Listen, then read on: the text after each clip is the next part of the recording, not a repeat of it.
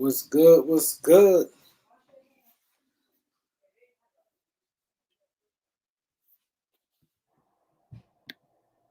What's good, Big Baby Sports? Hit the like button. Knowledge in the building. Let's go, y'all. Let's get them likes up, man. It's gonna be big. Dominique Fives, 826. Let's do this. Dre, Jay Riddick, Laker 24. Let's do this. We're gonna get hyped today, man. We're gonna get hyped today. This gonna be something big. Something is big in store for you. We got Nike Mark, Mr. 81, Andrew, Dennis, Marcus, B. Weezy, Donovan Knobes, Elder, Antonio. So I'm dropping a link for Elder right now. LA Sports Live. I like your video you put out the other day. Q Tweezy, this link is for Elder. We got a show real quick. We'll let y'all up later.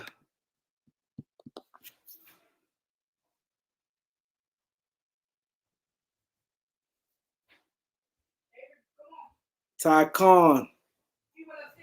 Hotline Bling. What up? What's up, Doc? Ain't nothing. We're gonna let more people get in here, but first we could talk about the Lakers and Celtics. Okay. Before we get to the good stuff. So I said Lakers and Celtics. I know what you meant. You DM me, Tweezy. I don't see your DM. I don't see it. I don't see your DMs. You must be hitting the wrong one. It's Laker _ Kareem.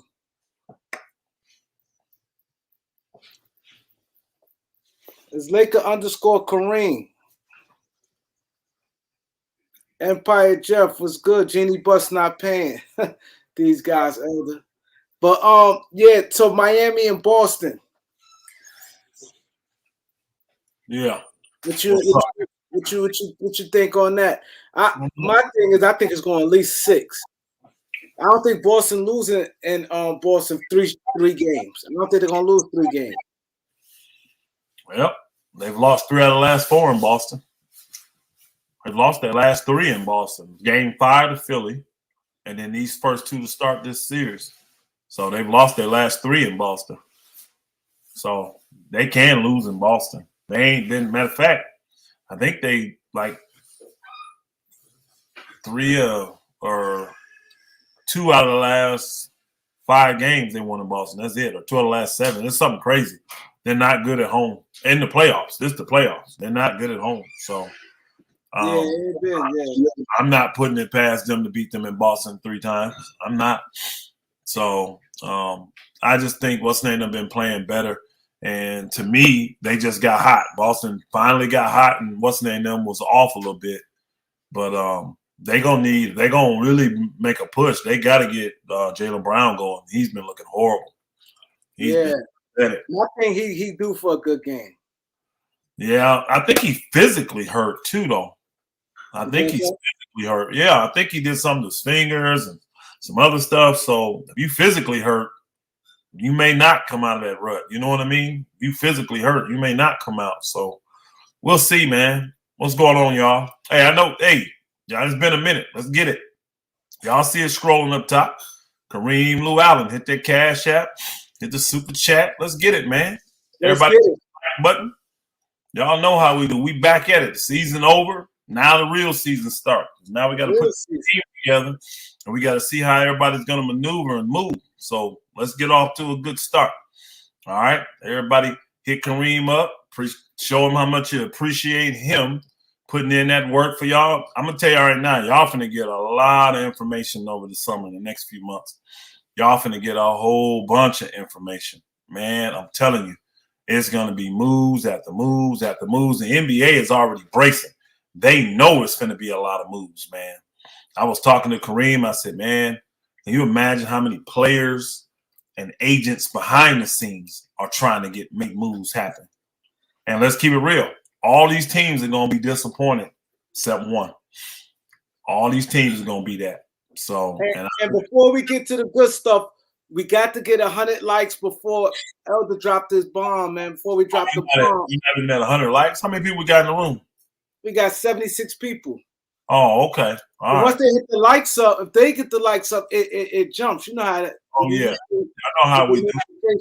Elder ready to get loose. He about to tell y'all, like he said, it's gonna be one team that's satisfied, and 29 now. Yep. It's one team gonna be satisfied, and just look at it. We're not gonna spill the beans. King David, Angie Bernard, BX is in the building. Salute. See you later. What up, Pasto, Eric Quan, Raekwon, Jamal, Just Ballin, Reg Dog, Trina. Sweezy, you right. I think he is hurt. I think Jaylen Brown hurt. He don't look the same at all. He really don't.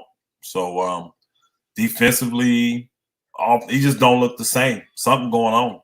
Something going on with him. And of course, he ain't the type of dude just make excuses. So he's just gonna get out there. Sometimes though, man, your injury could cost you because you ain't helping. You know what I mean? You causing more hurt than good. So sometimes guys may need to sit. He ain't looking good at all this series. He ain't looking good at all. That's not like him. That's not like Jaylen Brown. He's so aggressive and just always downhill and putting pressure. I'm not seeing it. He jacking shots, but that's about it. That's about it. So hey, salute everybody that's coming in. Let's go. On the Miami side, did you hear anything? Did any one of you guys in the chat hear anything about Tyler Herro? Yeah, I did. What they saying about him? They just saying they not ramping him up. They said they're in the process of getting him to that point. So he ain't being ramped up to play yet. So, but they are in the beginning of the process. They said. So, but he just had a finger, right? No, it was a hand. His whole hand. Oh, yeah. Okay. I think somebody put information out saying it was a finger, just like yeah. Aaron Fox, but it wasn't. Aaron Fox finger. Oh boy, had a whole hand. His whole hand was jacked up. Yeah, everybody was saying it just like Fox. I'm like, damn. No, it ain't the same. And it was his shooting hand too, so it's not the same. But they saying they're ramping him up, meaning they're probably going to put him through tests and see how he catches the ball and what pain level he has, all that kind of stuff. Then they're gonna get him out there and see if he can shoot, and if they see he can do that, then they're gonna start ramping him up. Like, let's get you ready to play. Which I don't see him playing. Man, maybe game that they make it that far, game 7, game 6 or 7 of the finals. So, but they got enough. You said what, Kareem? I don't like Miami. They don't got that much firepower to me. Yeah, they got some guys that can shoot though. They get hot. I mean, they went from the worst shooting, one of the worst. They were ranked 27th in 3-point shots going into the playoffs, y'all, and they're number 1 in the playoffs in 3-point shots. So they got guys that can get hot real quick. I mean, I'm still talking the little point guard. He can still shoot. The other point. No, I was talking about Lowry. He still makes some. Gabe makes some. Caleb Martin makes some. Of course, Jimmy ain't shooting a lot, but he makes some. Man, they get Duncan. I ain't even speak about him. And Stroop, something that shoots. They too bad, bro. They got a lot of guys that can get heated, and they've been heated. So I'm not concerned. I wouldn't be surprised if it's over next game. I wouldn't be surprised. Even if it go back to Miami, that's cool. They'll win in 6, but you know, just winning is something, because this is an 8 seed, y'all. People forget. I had folk trying to, you know, come at me crazy. Oh, Lakers, Boston fans were. Boston won a game. Lakers got swept. I said, y'all playing the 8 seed, bro. Don't forget. And we playing the 1 seed. Y'all not playing the best team in the NBA. Y'all playing the 8 seed. So let's get it right. we got our first Cash App of the night, King David. King David. This brother always support, man. I appreciate it, man. We definitely got to run the Cash App up today, man. It's going to be a humongous show for you guys, man. We got to run it up, man. Got to run it up, man. We got Elder out here, man. This thing going to be big. This thing going to be big. So, if you want something red, you need to send it through the Cash App. You need to send it through the Cash App.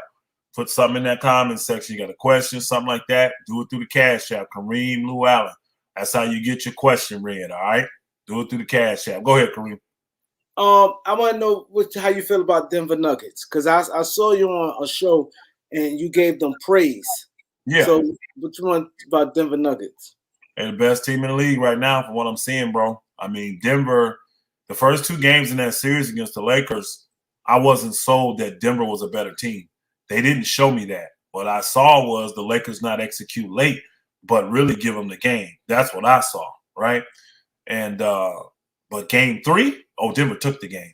And they showed me in that game that they are capable and willing and have the cojones to take the game. They showed me that. And I changed my opinion about them then. I knew the Lakers were going to get swept at that point. I knew they was going to get swept because I'm like, this team is doing what championship teams do. And that 7 that they got, bro, them 7 guys they play, them boogers is tight, bro. They on a rope together. So they 6 of them getting in double figures every game. You know what I mean? And their superstars are playing like superstars. Now, I'm taking it on the chin because a lot of folks don't want to call Murray a superstar, but Murray is playing like a superstar right now. And I think he's always played on an all-star level, but there's a lot of guys that play on an all-star level, but because of you only can get so many guys, not going to make it. And it's been guard heavy in the West for a long time. So he not getting past the Dames and the Curry. You see what I'm saying? So it was going to be hard for him to make an all-star team. But to me, he's been playing on an all-star level for a lot of years, definitely since the bubble and on. And now he's 100 healthy. That booger blazing. They go out here and they win this chip, bro. And his stock gonna rise. Gonna rise way, way up. And Denver gonna be that team to where they just need to add a few more pieces. Yeah, so on the bench. So they get a little bit more depth. We gonna get into all that because we just going to the preview. We're gonna touch on some things because we still got a whole summer. But I definitely want to touch on that when we get there. About I want to know who would you like. I got people in my mind like. You know, we Laker fans, but at the end of the day, we know about the whole league. We're in touch with the whole league. So we're going to touch on that. Like, I looked at their team. I'm like, if they could get this person with that $12 million they're going to have. Because, look, they got Bruce Brown, and they got what's his name, a little older, Jeff Owens. They get another person, but we're going to get to that. But Asad Muhammad, DM me, bro. Hit my DM. We gotta do that draft show because he tuned in with the NBA draft. We gotta do the draft show. DM me. Rez Dog said, what happened to Ticket Channel?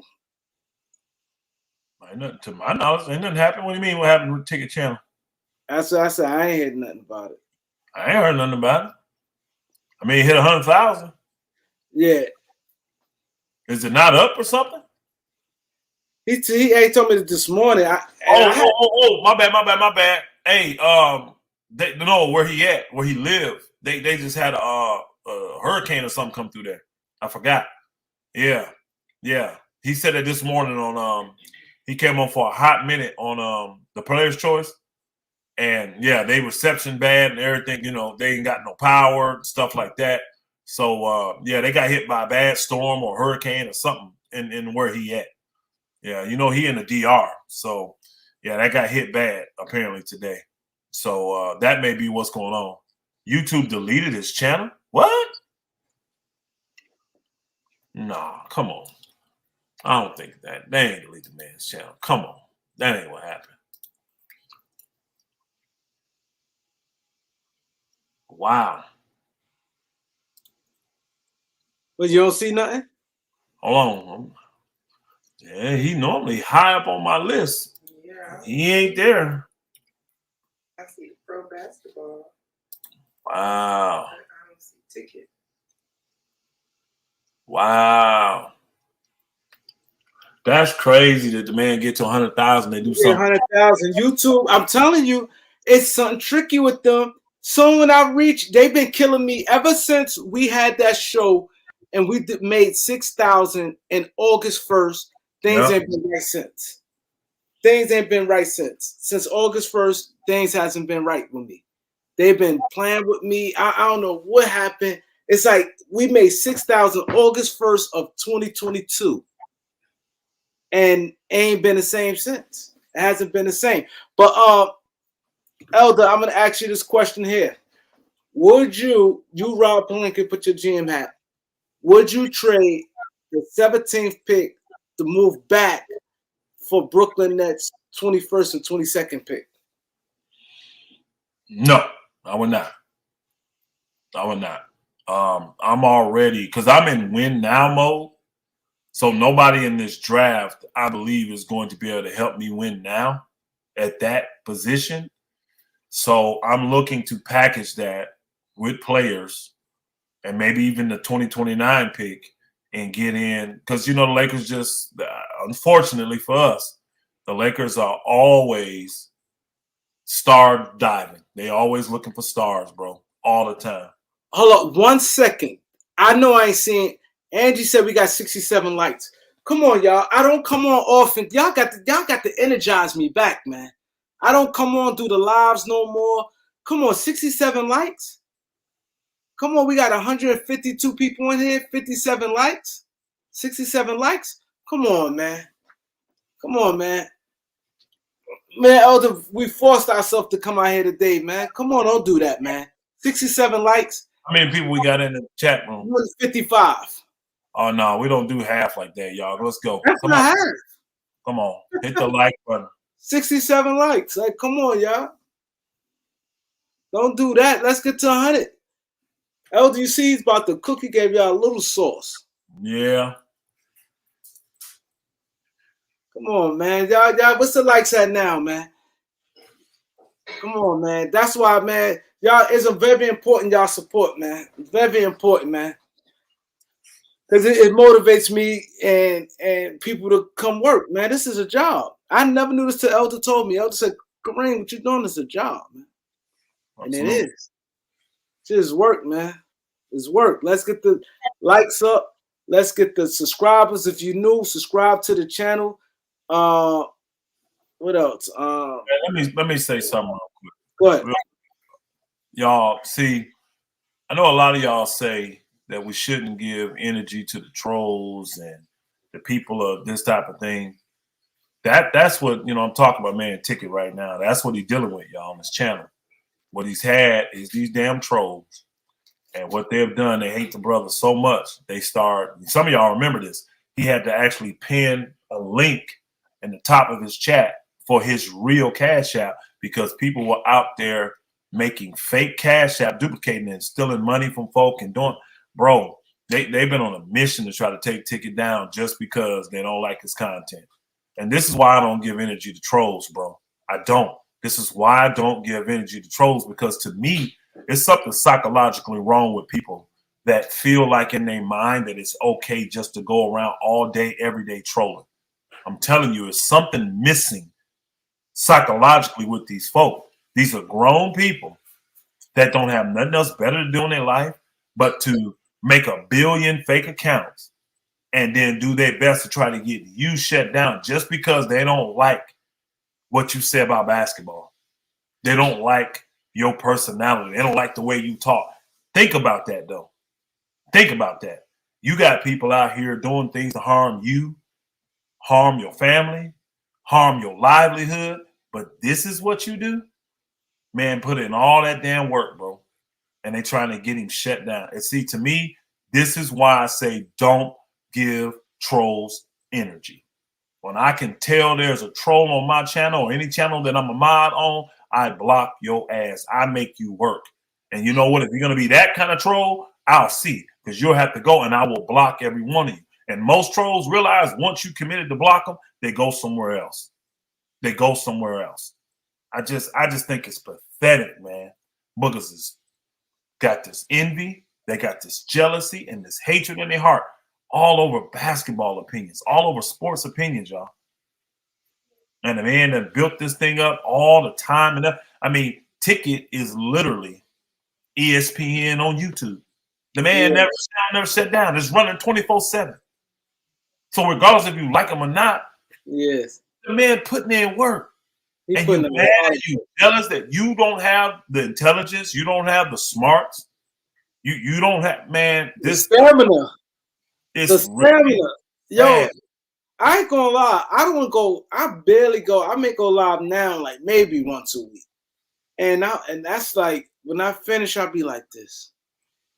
I give him a lot of credit. This man is, like he said, he's ESPN on YouTube. Ain't no question. He 24/7. Yo, you wake up. I ain't gonna lie. He already got a few videos. I see him. Then he do 20 joints a day. People want to talk about it, but look how many people that's got their own shows now started off on Ticket Show. Started off with him coming on, even though they had dissenting opinions and they disagreed, but they started on Ticket Show and he gave them a full platform to give their opinions and cook. Then they go get their own stuff and forget what the mouth that fed them, that actually gave them a platform to get their stuff out there to people. I mean, bro, to me, you the worst of the worst type of individual that would do something to somebody like that when you would make it personal from things that somebody say. Literally, like if you got, I don't see you doing that for a bad movie. I don't see you doing that for a bad album. I don't see you doing that for a bad TV show. Why is it that on YouTube you make it because he allows you to give your opinion? Because he allows you to talk? Bro, I'm just so taken back by this stuff, bro. I can't stand it. And and YouTube investigating it now. They investigate. And it's sad. He been off the super chat. People don't realize Ticket don't get a dime from YouTube because none of his stuff can be monetized. But he do that for y'all so y'all can come and speak freely. You see what I'm saying? Y'all don't see the sacrifice. He do it so that y'all can speak freely. But it sickens me, man. It sickens me, Kareem. And I'm telling you, and I'm saying this to anybody that is serious about being a content creator and you want to put whatever it is you're doing on YouTube, get you moderators that are serious, they love your channel, love what you're putting out, and going to support you by showing up. And when they do, tell them anybody that's trying to make it personal, go block their tail. Block their tail. I'm telling you, I'm a moderator on my past channel now. He got over 200 and some thousand subscribers, right? Well over 200,000 subscribers. There's 4 of us and we block everything. I'm telling you, don't matter what it is. I'll go back afterward, read stuff people said, and block their tail. But guess what? That channel been around forever. Ain't nobody trying to shut it down. Ain't nobody trying to. Now, if you get a strike, Kareem, for saying something wrong, like you got laws on YouTube and there's certain words they don't want you using on their platform, all that, it's their platform. You got to abide by those rules. If you get a strike for that, that's understandable. But when you got folk purposely making it their mission to shut you down, they ain't got nothing else better to do with their life. Bro, I think that's the saddest thing. Or this is why I don't have any energy for trolls, bro. This is why when I'm a moderator somewhere, if you want to talk crap, I don't got a problem with that. You can disagree with me. We can talk crap. Come up here and do it, though. But when I see you in there and you being disrespectful, you being disingenuous, you trying to mess the flow of the show up, I am going to block your tail. I promise you I will. And if the person I'm on their channel don't like it, they can take my wrench. But as long as I'm in that booger, I'm blocking your tail. I'm telling you, I'm blocking. I'm blocking Matumbu on your butt. Every time we had 116 likes. Let's get it. Let's get it. So you Cash App. It should be another Cash App by now. Y'all ain't got no questions about what we got going on. The season over. We're about to sit here and get this team together. I can't believe Laker fans ain't got no questions. Let's get that Cash App. Send your questions to KAREEMLOUALLEN so we can read them. Send your questions to KAREEMLOUALLEN. Lou Allen, boy. Y'all show Kareem you appreciate him putting in this work for you. All right? Giving you this platform to come up here and do what you do. And we'll read these questions. I'm telling y'all, this stuff going to be off the chain. Y'all going to hear a lot of stuff. This is going to be the one-stop shop here. Because Kareem, you they're just... going to hear a lot of stuff first here, too, Kareem. Watch. They're going to hear a lot of stuff first. A lot of stuff here first. Watch. They're gonna have a lot of stuff first. So you just said you trading the 17th pick because because we in win now mode. We're in win now mode, and I have other assets between other picks, and I have other assets in a decent amount of salaries. You know what I mean? So I can bundle it up, and I believe it's going to be a buyer's market. I really do. It's going to be a buyer's market. So I'm putting together my best assets to try and go buy somebody that they selling. And I just believe it's going to be a lot of guys that make good money that's going to be on the block. I really do. They're going to try to do it privately so they don't embarrass the dude. But a lot of these dudes going to be on the block because a lot of people got exposed in this year's playoffs, y'all. Thank you. That's what I was about to get at. A lot of these players got exposed in this playoffs, and then not only that, these teams looking at all that prima donna stuff, that stuff like Trey Young and stuff doing. They look at, hey, guys like Joker and Jamal Murray did it the right way. They ain't complain. Denver stuck with their team, and they built the team right. Had got Aaron Gordon, picked up KCP, picked up Bruce Brown, and they kept their coach. A lot of these coaches getting hammered. All these championship coaches is getting hammered. Teams don't have no patience right now.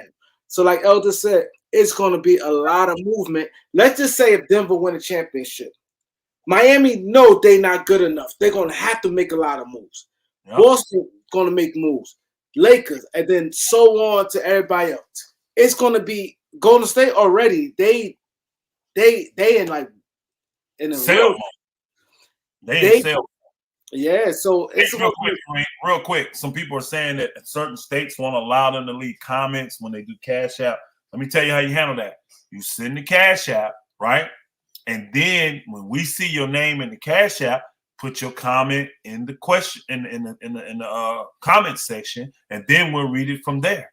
But we'll see that you sent the Cash App. Then we'll know if you got a question. We'll be able to match the two up. You see what I'm saying? So if they won't let you put a comment in when you're doing it, just send the Cash out. When he reads your name, then you put once you hear him read your name, then you put your question in the comment section, and we'll see your question and we'll read it that way. Is that cool? All right, my bad. I saw that in the chat, so I said let me address it real quick so we can keep the Cash Apps coming in. I want y'all to bless Kareem tonight, man, because y'all know Kareem be putting in that work, and then see y'all know right now too. This where Kareem shine right here. This where Kareem finna shine. On this evaluation of this talent that's coming, breaking down these teams, and then the info that he got from his sources, man. This where y'all last year, all that stuff that was coming from Kareem. This was like the first channel that was saying a lot of this stuff. Yeah. The first place you was hearing a lot of this stuff from, bro. So y'all already know this year remember I said it in the middle of the season. I said, man, next summer gonna be better than this summer was. You did say that. You did say that. Better, bro. There's gonna be more stuff. Yeah. And you know why you said that? Because you said the new money coming in, so a lot of teams gonna be in position because the new money coming next year, right? Yeah. So the salary cap. Rob Pelinka touched on that. I think he said something about things changing. So what I'm understanding, I could be wrong because I've been running around. I know Angie probably know, but you probably know also, Elder. Mm-hmm. Is this new salary cap hurting the Lakers? Actually, from what I've been hearing, this is going to help the Lakers.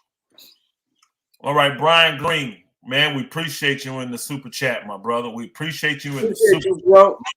He said the 17th pick plus Beasley and Mo Bamba brings back a multi-year $26 million player like John Collins or Bryce Sensabaugh and those draft picks. Those are draft picks. Okay. Those two draft picks. He's saying those two could go at 17. I don't think I haven't heard of anybody that I think would be able to come in and crack the lineup and get minutes for the Lakers at this stage. So to me, what you got to do is we got a couple good young players, right? So it ain't like we don't have nothing in the pipeline. And I'm with what Angie said earlier. I saw what Angie said earlier. She said, I trade the 17th pick, but keep the 47th pick. See, we're going to get a quality player at 47, y'all, that we can develop. You see what I'm saying? And it ain't gonna cost us a whole bunch of money to do it. Just like we've done with all these guys that were undrafted, all these second round picks that we got. Christie, all these dudes. Christie gonna be much better next year. He gonna be ready to crack the rotation, y'all. But we still need true wings. Christie's still 2 guard sizes, 6'6", 6'5", 6'6". We need true wings. We need 6'8", 6'9" dudes. So I'm saying, go out and get it and see like a Collins. I hear what you're saying. And he just gave an example. He wasn't saying go get Collins. He gave an example, but he don't fit for us because he's just a power forward. We already got an all-star power forward. We need wings. Like Collins can't guard 3s. He can't guard 2s. I want a guy that's 6'8" that can guard 3s, 2s, 4s. If he can guard between 2 and 4, I'm good. Really, I care about him guarding 3 and 2s because we got guys like Rui, AD, we got Gabriel, we got all them guys. Watch them guys coming back, y'all. We got guys that can guard 4s and 5s.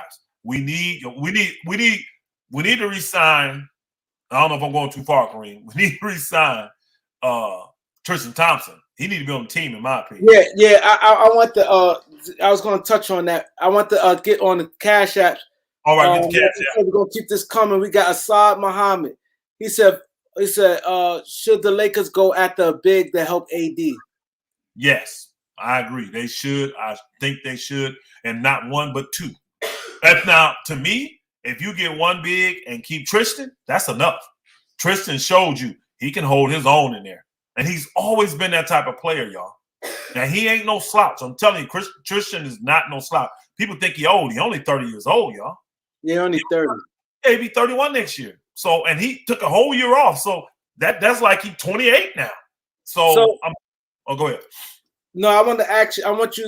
I got one more Cash App, but I want to ask you this. I'm gonna ask you this. You can hold on that. You can answer all this at one time. All right. Because I know you was earlier. You were saying Tristan Thompson is the 15th man. What did you see to change your mind for you to want to bring him back? So you can answer that. But I want to get the guy right here. Cleonis Carbons. He said, "Would you consider trading AD? If so, where?" So that's 2 questions. Got it. What, Tristan Thompson said, do you if you trade AD where? And I'm asking what changed your mind? What did you see that makes you wanna bring Tristan Thompson back? What he did against Jokic. The great shape he was in, you could tell Tristan Thompson was in better shape than Anthony Davis. You could tell. Now, people say, well, fresh legs. Again, he still was able to run a lot longer than Anthony Davis was. And Tristan Thompson's heart, I've already seen that. So, again, you bring him back, and I'm not saying you got to bring Tristan back and have him 25 minutes a game. I'm not saying that. But I think he could easily become part of your rotation, which I think if the Lakers are going to be successful, they're going to need a 10 to 12-man rotation, y'all. Because you're not going to get all the games out of LeBron. And if we keep AD, you're not going to get all these games out of AD. You see what I'm saying? Regular season, right? Yeah, regular season. So you got to have a deep rotation that you can do. If they can re-sign Lonnie Walker and keep him, they thinking that they may be able to keep Lonnie in that same slot that he's in because they're going to have like a $11, $12 million slot that they get to use with this new bargaining agreement as well. So if they can keep Lonnie there, I think what they were hoping to do was to put Rui in that $12 million slot. That's what they were hoping. Rui may command more money than that. It sounds like to me what I'm hearing, I'm going to get to the AD thing, that teams are actually going to go after Rui, and they're going – Houston's already made it clear. We're going after Austin Reaves. We want him. They're saying that. So people – I saw the Spurs too, I heard. Who? The Spurs too for Austin Reaves. Spurs said they want him too. Yeah, but I mean, Houston came out publicly and like, we are going after Austin Reaves. That's the guy we want. So like, he's high on their free agent list. So the best anybody gonna probably be able to offer him, y'all, is 4-year, $80 million. But y'all have to understand how that's gonna have to work because of that Gilbert Arenas rule. And I ain't forgot about AD. I'm gonna get to it because of that Gilbert Arenas rule. He get like 11 million 1 year, 12 million the next. And then it would balloon up to like 25 and 27 million. Because they're not allowed, like, I don't think nobody can actually give him more than like 11, 12 million next year. As a matter of fact, for the next 2 years. But he can get a 4-year deal for like 80 million. And then that thing balloons up after that. So I believe teams are going to offer him that kind of thing. Well, I ain't going to say teams. A team, because all it's going to take is one. Say Houston, the first one to do it, Lakers going to match instantly, and then he going to be a Laker. And see, think about it. The Lakers don't – the reason why Lakers are guaranteeing it, the first 2 years, you only got to pay him probably 20 – let's just say the max he's going to get in 2 years. The first 2 years of it is 24, 25 million. You ain't tripping on that for him. I mean, if he's 25 million, that's 12 and a half a year. Then, but the year before that, remember, after next year, that's when that what's-the-name money kick in. So $25 million contracts really are like $15 million contracts, y'all. So they can easily justify paying him the 25 and 27 or 27, 28 million, whatever it breaks out to be when you do the math. We don't want that to happen. Then you get into the overpay right there. No, I will tell you right now, Kareem, for what he has produced and what he has shown, there ain't no overpay. Because I can line up a bunch of guys that's making that kind of money right now. They ain't produced like he did, and he did this on the highest stage. And they all got overpaid too. But anyway, I don't want the thing is, they're not producing like he did. If they would have produced like he did, nobody would call them overpaid. But because they're not producing, that's what makes them overpaid. So that's why the Lakers are confident that they're going to keep him, because there's no scenario where they're not going to match it. Now with AD, real quick, yes, I would consider trading AD. I was actually even more, and I've been probably one of the biggest people on YouTube defending AD, telling the Lakers, no, viable trades. Well, if I'm sitting here telling you this is going to be one of the biggest moving summers of all time, it's going to be a lot of viable trades out there for AD. And to me, what AD showed me was, one, if he plays that long of a time frame, he cannot be consistent. Two, he's not going to put the work in to, like, y'all, I'm sorry. Jokic is a little more athletic than we thought. But there's no way in hell that Jokic should be more athletic than AD. There's no way Jokic should be able to consistently beat AD up and down the court. But he's been like this for the last 3-4 years, y'all. So my thing is this with AD. He's 30 years old, about to be 31, but he plays like he's 40. So I'm getting one great game, one bad, and it's consistent. Like in the playoffs, we didn't get two consistent great games from AD. Yeah, we didn't. I cannot keep a guy like that, and I think teams, because he's got literally 2 years left, well, he got 1 year plus a buyout year after next year. I mean, not buyout, what do you call it? Player option. Player option. I'm going to try to send him somewhere he wants to go. But if I get a good deal from the Knicks, because he said he liked the Knicks, the Chicago Bulls, or the Boston Celtics. Now, people say, he hates the sub, blah, blah, blah. Things can change. Things can change. If I get a good deal from one of those teams, I'm getting rid of him. Now, I don't know what the Bulls can give me. I don't know. Boston, I know what they can give me.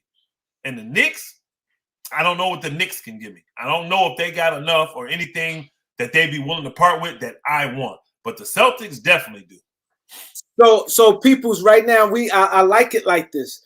We very busy. I have a Cash App here, and I got like 4 super chats that we got to answer. People, we definitely gonna get to your super chats. But he definitely had to explain things. So just bear with us. Continue hitting the Cash App. Continue hitting the super chat. So I'm gonna go with the Cash App first, cause super chat right here. So he said for your advice, my boy Tyree Miller, thanks for the Cash App, bro. Thanks for the Cash App. He said, for your evaluation of D-Ham season, playoffs, coaching, and rotation, what's your evaluation for Darvin Ham? Just for Tyree Miller. Thanks, bro. I would give Darvin Ham a solid B. That's what I would give him. As a first-year coach, I would give him a solid B. I've heard in other circles people give him an A because he got the team to go further than anybody thought they would. But I did see some things in the playoffs that bothered me. And it was more like I don't get into the rotations as much because, again, we don't understand what's going on inside the locker room about personnel. But I can get on him about his stubbornness. I did not like to see that level of stubbornness out of Darvin Ham because he had healthy guys that he could have played. but because of that matchup with D'Lo, he went old school coach, and he kept playing D'Lo. Some people say it cost us a series. I'm gonna be honest with y'all. After watching what Denver did in Game 3 and in Game 4, I don't think we could have made any move that would have won us that series. The only way we could have won that series was if our superstars stepped up and played better than their superstar. That was it. That's the thing, and that's what get me mad because people trying to say no. Jamal Murray and Joker did their part. Bron and AD didn't. I've been saying this for the longest. People, I tell y'all, when it comes to role players, you expect inconsistencies. This is what it is. But your star players got to produce. And Bron and AD didn't, and them guys did. I'm glad you said that. That thing was just ignored, and that's why I like with guys like Shannon Sharp. They be quick to point fingers. That wasn't it. Jamal Murray, when Denver, they knew. Come soon when they went to LA, they knew that the game had to be close. If the game wasn't close, LA is going to win. He kept with that 30 points in Game 3. He kept them afloat enough where once the halftime, you know how that go, and then it rolled from there. Come on, we've been around basketball a long time. It's the star players, man. It's the star players. I'm glad you said that. Oh yeah, but we got some. I'm sorry, we got. You want to read the super chats right now? Yeah, we got like 3 waiting. All right, we got Paul Theory. You see that one? Yeah, I'll read it here in the super chat. We appreciate you, Paul. Always support. He said, fire Ham and run it back. That ain't going to happen. Ham got a 4-year deal. Assad Muhammad, always appreciate you in the super chat. My brother. The draft show. Man, Assad going to have the draft because he that's going to be fire. That thing going to be fire, bro. Y'all need to make sure y'all pay attention to that one and be locked in on it. He said Maxwell Lewis is a 6'7" wing out of Pepperdine. He will be available at the 17th pick. He can defend, shoot, and has a 43-inch vert. See, 6'7" with a 43 vert? That's a dude I'm looking for. Pepperdine put out dogs too, y'all. I don't know if y'all know. Yeah. Teams like Pepperdine, San Diego State on them, they be putting out dogs, y'all. I'm going to tell you right now. So, I'm interested in that dude. I don't know him well. I'm going to be watching the draft show when it come out. I'm Googling him right now. Man. Hey, telling me he's 6'7" and 43 vert, that's enough there. Because that means he has the athleticism to play great defense. Now, if he's long-armed, big hand, and can shoot it just a little, I'm excited about that dude. But he's still young, so that's not a guy that's going to crack the Lakers. I mean, well, let me not say that, because who would have ever thought that Austin Reaves could have cracked the Lakers lineup? There was people hurt and all that, but his play is what got him last year into the Lakers line rotation. And then he stepped it up this year, and now look at him finna get that bag. So I can't necessarily say that. And at the beginning of this year, the Lakers did give Max Christie a lot of opportunity when AD and LeBron and all them dudes was hurt. Guys can get opportunity. So if I can't get the right deal, oh yeah, I'm definitely looking for a wing, and I'm looking for somebody athletic. You know, I hope like a legit 6'7". I'm looking at his highlights. He look like a legit 6'7". Even if he ain't, think about it. If he's 6'6" with a 43 vert, bro, I can deal with that. He got good size to him. Oh yeah. So somebody like that, I'm interested in that you could develop. I saw what's name them do the video on that guy from Michigan. He's 6'8" too. That Jet Howard or whatever. Juwan Howard. Yeah, he's not. His name is Jet Howard or something. Yeah, that's Juwan Howard's son. Oh, is it? Okay. Yeah, so he's not. Oh, that's Juwan Howard's son? Yeah, see, yeah. Pedigree means a little something to me. Pedigree means a little something, y'all. So, yeah, his dad was in the league. Yeah, I'm interested in that dude, too, because he's 6'8". He got a burner, y'all. He can stroke it. And, again, he got a decent little handle. Like, I saw some of his highlights where he was crossing and kind of overcrossed dudes a couple times. So he get in the league and get loose, he gonna be able to get his shot off, is what I'm saying. So and he tall. I like that dude. All right, Eric B in the super chat. Appreciate you, my brother. Mickey clap to this. Yeah, that's one of my favorite rappers, man. Which I don't have a lot of rappers I like, but Eric B was one of them. Rakim, I should say. Eric B was the DJ. Rakim was one of my favorite rappers. Anyway, he said, let's be honest, Ham is not a good coach. LeBron would not stop jacking threes, and AD is still upset with LeBron. So he's not going to play well. So basically, they all must go. Lakers for life. Appreciate you, my brother. I will 100% disagree with your take, though. But we do appreciate you giving. I don't agree that Ham's a bad coach. No bad coach going to come in on his first year with all the drama that the Lakers went through and get that team to the Western Conference Finals. There's no way you can be a bad coach and do that. All right. Secondly, I don't know if LeBron and AD still mad. I can tell you this. I think LeBron mad at AD. Now, I heard him say they talked in the locker room, but I also watched him when he was giving everybody dap. He walked right past AD. AD was still out there laughing and joking and smiling with Denver. He walked right past AD. So I would not be surprised that behind the scenes that LeBron and Clutch is working on how do we get AD up out of here.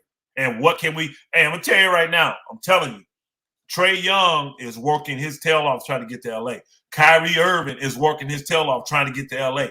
These two dudes out front letting y'all know they want to come. So imagine the guys that's behind the scenes. I'm going to tell you another person I know for a fact trying to get to the Lakers. Let me not say L.A. These guys are trying to get to the Lakers. DeMar DeRozan, he knows the Bulls going to blow it up. He don't want to be there for that last year now. He wants to get traded to the Lakers. I'm telling you, it's a lot of guys that are trying to maneuver to get to the Lakers. They believe they can help LeBron and AD win a chip. And I said this earlier. If AD gets the support, if he can get him two goons to do the dirty work with the centers, the Lakers can win a championship next year. I'm saying that now. I'm saying that right now. If they get him two goons, then we can deal with AD because he's a power forward and he don't have to bang. And I'm telling you this, you'll get more consistent play from AD. But when he has to bang and do all that fighting with them big dudes, I mean, look how much bigger Jokic was than him. It ain't going to happen, y'all. He cannot be consistent that way. So if I'm married to the man and I'm stuck with him, I got to do stuff to protect him and get the best out of him. You see what I'm saying? That's like having a Mercedes. Then I pull up to, I got Shell gas stations, Chevrons. I got all these top name gas stations that sell 93 octane, right? Then I go to the local gas station, the Pura, and get 87 octane to put in my Mercedes. And I expect my Mercedes to get out there and perform for me perfectly. Y'all already know, any of y'all ever own a high-end car. It don't work like that. That car going to let you know, hey, what you do? What you put in me today? What's this? The puttering and the stuttering don't want, You got to do the same with AD. He a high-end luxury car, unfortunately for us. Yo, Asad Muhammad, bro, I could tell the draft show is going to be dope. Elders, you're going to like this kid here. I'm going to be lit. I can't wait. I'm going to send you the video. I've been looking, but I ain't do my complete scouting so far, but I like the size. I like the handle. I like the jump shot, the athleticism, and smart. He move out the ball. Don't waste take a lot of dribbles to get what he want. One dribble, pull up. I'm liking what I seeing so far, but I ain't get the full. But I think Elder gonna like him. I know how All right. I'm gonna go check it out. The video right now. Hey, now I'm sorry, bro. When I'm talking luxury car, I'm always thinking of the flagship. I'm sorry. He said the entry level Mercedes take 87 now. I'm sure they do. That's a $30,000 car. I'm a bigger dude, so I can't get in that car. I'm only luxury vehicles I drive are the flagship. So it's gonna be your 7 Series, your 6 Series, your A8s. That's all I'm driving. I need the space. I need the bigger car. That A8 you got is nice. Boy, did you see my new? That's my new one that I just got. Yeah, you showed me. Video. That buggy is nasty, bro. I done put 2,000 miles on already, Kareem. I've been rolling that buggy. Well, we gotta get the subscribers up, man. We about to get loose, man. We about to get loose, man. I gotta hit. If you hear and you haven't subscribed, I'm telling you, you better get in now. You better get in now. That's my number, Q Too Easy. I'm gonna tell you what's gonna happen. That's my number, Q Too Easy. Go ahead and tell you how this thing works. The information is gonna be coming out this summer. Kareem probably gonna have 3, if not 4 different days videos that end up going viral. Watch. Yeah. I'm gonna tell you right now, and you're gonna see. Like, y'all see how long it took us to get from 6 to 7 over here? Watch. We ain't gonna have that problem this summer because the information coming out is gonna be so wanted. It's gonna be so. This folk gonna be watch. Y'all watch my word. 3 to 4 of his videos are going to go viral because the information he gonna be able to have and we put out is gonna be. I'm telling you, you're gonna have. But look at the difference between Elder been throwing out some hell of a trades.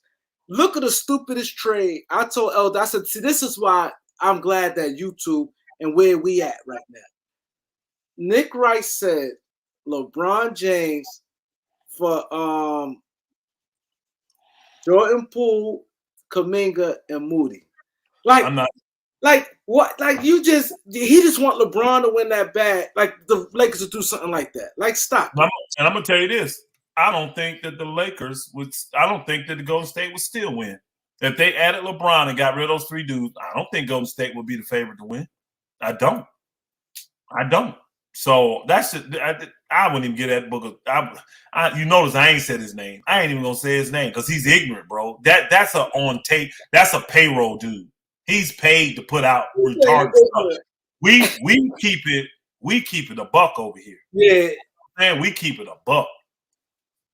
Metaphorical tactics. Appreciate you, my brother. He said, "Hey, Kareem, Elder, you guys think the Lakers should keep D'Lo? I think they should re-sign him. I don't think they should keep him. Control the asset, do something with it. And then here's the thing, though. Asset. Yeah. Oh, here's the thing for me." Only way I resign him if I know for a fact I can move him. I would have to know for a fact I can move him. If I can't move him, I'm not doing it. I'm not doing it. See, the thing with D'Lo, D'Lo got a couple things going wrong with him. One, he showed like in his NBA career, he's not durable. He get hurt a lot. Like this Nicky Nack ain't bad. Not AD hurt, but he just seemed like he just not there all the time. And then he hasn't been producing in the playoffs. Outside of that, he shows he's a good player. He shows he could fit like with any team. The good thing, like D'Lo type of guy, because he shoot good enough, he have good enough size, so you could put him in any backcourt. Because he got the good enough size if it's a smaller guy, it's a bigger guy. It's that I know he don't play no D. He shoot good enough. He pass good enough. He could get his shot off. He got a good mid-range jump shot. He got a package. It's just that those 2 things that's like the injury and him just didn't play well in the playoffs. But he got the age. He got a lot of things on the side. So, not to me. I disagree with Kareem on this one. I think he got exposed big time in this playoffs. And I know teams, what they're looking at, I can't win with this dude. One thing he don't have, and everybody got a chance to see it, he's I'm telling you, he's a classic Gen Zer, y'all. He's a classic Gen Zer. I don't even know if he in Gen Z, but he act like him because he will do this. That boy is ultra confident, but he can't produce. He cannot produce, and he don't have no heart, y'all. He don't have no heart. I mean, think about this. You get guy making a third of the money you making, and Bruce Brown said, "We're gonna shut you down in this series." KCP come back and say, "That's right, that's part of our goal." And then you let them do it. Yeah, you are number 2 all-around pick now, and you let them do it. You've been an all-star. They ain't never done that. You got a max contract. They've never had that. Combined, they don't even have that. And you, bro, do you know what? I'm not even going to put – I can't say the name because I'm not comparing him to D'Lo. And if I said it, y'all would think I would. But again, that boy has 0 heart. And that's why I said resign him, but move him. Don't keep him on your team. Don't keep him on your team. Give me 3 moves you'll do for him. 2, if it's 2. Give me 2 moves. Here's the thing. The key is that he has to be willing because he's an unrestricted free agent. He could just walk away from the Lakers if he get an offer and be gone. What you hoping happen is really only one option. What you hoping happens is some other team feels like Kareem do and sees value in him because all you need is one. But you also hope they got players that they don't want their salary on their team. And they would prefer to be in the not luxury tax, what's it called? Hard cap. They prefer to be hard cap so they don't spend money, right? So they take D'Lo in with his new contract, get rid of contracts they don't want. And those players would be good for us, right? I'm going to tell you a team that y'all think, oh, who's that team? I'll give you an example of a team may be that way. If James Harden leaves Philadelphia, they can be that type of team. Oh, ain't no question. Huh? Well, I'm saying no question. all they invested in trust the process, all this stuff, they want some financial relief going into what they're going to go into. Because again, losing him, where's our chance to win? Even with Embiid. So now what we got to do, let's keep a competitive team out here. Let's try to hit some diamonds in the rough that are cheap, but not spend a bunch of money to compete for a chip because we really don't have the pieces to go with him. Let's keep it real. Maxi's great, y'all, but him and Embiid, that's not moving the needle. It's not moving it. So that's the type of team that'll say behind the scenes, won't tell nobody, I don't want to spend all that money. So we can take the heart. The Lakers did it in 2021, y'all. That's exactly what they did after winning the chip. They traded for old boy, and then they signed Montrezl Harrell. That put us in the hard cap. And they wanted to be in the hard cap that year. They did. They thought with that team they put together, they could run it back before these salaries of AD and LeBron start going crazy. So Philly's the type of team that could be in that situation. They could be in that situation as an example. That's what I would do with D'Lo. Get somebody to sign him that love him, and then hopefully they want to move some people. And D'Lo's like, cool, I'll do it because y'all giving me what I want. You know what I mean? And I don't know what D'Lo people want. See, what I heard, Kareem, I don't know if you heard. I'm heard he asked for $33 million a year. He ain't getting that. He's not getting that. Kareem, he's making 30. I know he's making 31. He's making 31, so he wants a raise. He thinks he's deserved a raise, so that's why he's saying 33. They think they're being reasonable. So my thing is, I think he's like 20. I don't think he's getting that much. Bro, if his agent, if he not willing to take a 4-year 80, I think teams are gonna say bump it and go to the next guard that's on the market. Hey, think about this. Who would you rather have? Because people forget Dennis Schroeder is a free agent too. Yeah. So if D'Lo's saying I want 33, you saying 20, D'Lo's saying, well, let's meet in the middle. But then Schroeder's saying, yeah, I'll take a 3-year, $45 million deal. Man, I'm scooping Schroeder up so fast. Bye, D'Lo. Remember what happened to Schroeder, y'all? I can see this because he's on the same level of ignorance Schroeder was a couple years ago, y'all. When I listened to that boy talk, he got way too much confidence in himself to have never produced. And the agent has to do what the players say. So if the player said, look, I ain't signed for nobody less than that, he going to be the last one left on the block, just like Schroeder was. I'm telling you, man. I'm telling you. So sign D'Lo if possible so you control the asset, but then make sure you can get rid of him in the signing trade. Hey, Nick T, appreciate you in the super chat, my brother. Always showing support. He said, I don't want Schroeder or D'Lo back. We need Van Vliet, Conley, or Tyrus Jones. If we can get Alex Burke, I will be okay with it. Kareem, I'm gonna let you deal with that one. I'm gonna let you deal with that one. I don't see us getting Van Vliet, and Mike Conley would have to be a trade. So I don't see us getting Mike Conley and Tyrus Jones. If you look at his salary and who will we trade for Tyrus Jones?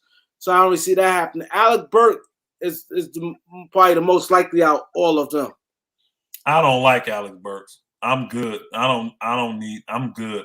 Is that the little dude that used to play for Dallas? No, he's not little. Alex Burks 6'6". He good. He's a shooter. That's the guy who was with the Pistons, right? With the Pistons, yeah. He's too old. I'm good. I'm gonna pass on Burks, and that's the kind of dude. I'm telling you, Burks like 31, but he had his injury history early in his career.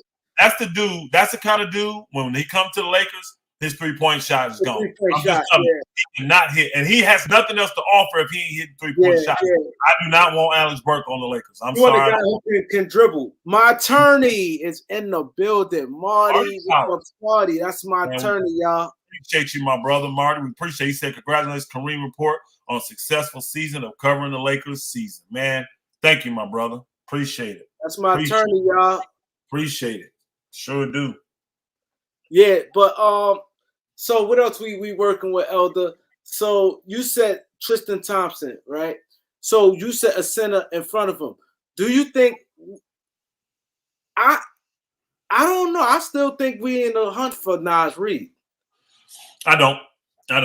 What's that? They already committed. But again, they're in the mode of not losing the asset.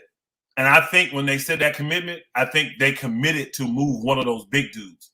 I think they are. They're going to try to move either Gobert or they're going to try to move Cat. So that's why they're not letting Nas Reed go. So I don't see us getting Nas Reed. I mean, hey, we get it, but because the key is we got to sign him. Where's the money coming from? All our money's finna go back to all these the $12 million. Yeah. With that, okay. Will he take that? I think Nas Reed earned more money than that. Me personally, if I'm him, I'm trying to find that team that he definitely earned more than that because he could play the 4 or 5. He can, and he's a bona fide bucket getter, man. He can dribble for his size. Yeah, I'm gonna tell you right now, if there's not a market for Vucevic, and we can get him in that slot, I'll take him for that. I'm telling you, I need him to bang and everything. Vucevic, and he can come at you offensively too. See, I'm taking that dude. Him and if we get Vooch in the 12 slot, and then we re-sign old boy to a minimum contract, man, I'll be forgetting Tristan Thompson. I'll be forgetting their names. Man, I like that. Now I can keep AD. I can keep AD because I got goons that can do the dirty work for AD and let him roll, do what he do, let him be special. I can keep him there. But if the Lakers are stuck on AD being center, I'd rather him get traded. Yeah, I don't know why they stuck. AD is a beast at that 4. I don't get it. But they want to chip with him at the 4. That's all you gotta say. They want to chip with him at the 4. I don't get it. Elder, we got news out of Washington. Washington hired the Clippers general manager Michael Weiner. What you think about that? What's your because now call him Michael Weiner. It's Winger. Michael Winger. Michael Weiner. They got Michael Winger from the Clippers. Now Michael Winger is known to be a smart guy, willing dealer, aggressive negotiator. They got rid of their last general manager, the Wizards. So and Winger is a guy who he loves. He's like another Daryl Morey guy who aggressive in trades. So now he's going to Washington. Mm-hmm. That leaves a spot open for the Clippers. What you feel what's going to happen in Washington now? 1 second. Go ahead. We talking all teams, y'all, not just the Lakers. We about to talk about the Wizards. Winger's also known for clearing house. You said it. You broke him down. He's aggressive in trades. He's this. He's that. He's known when you bring him in, he gonna clear house, y'all. Just like old boy did in Utah and all that, and he finna clean house. So the guys they targeting, like the Kuzmas and all that, they're gonna keep. Everybody else they finna try to get rid of. So I think the Wizards. I told y'all this last year when he signed the contract. Oh boy, the guy that just got replaced, Shepard or whatever his name is. Yeah, he told them we're not giving this money out as no lifetime achievement awards. We want to see success and we want to see growth. Wizards didn't grow at all this year. So I see them trying to move. Oh boy, and I think they can do it. I think teams feel he could be the piece for them. I think they want to keep Porzingis. I do. They like him. We'll see, though. Because he played well for them this year. Him and Kuzma did really good. I know they already told Kuzma they're giving him the bag. They wanted to make sure. That's why they got rid of Rui. But to me, Bradley Beal, I think Bradley Beal out of there, bro. I don't think they want to be on the hook for that $200 million. A lot of money. Or a guy that can't help him win.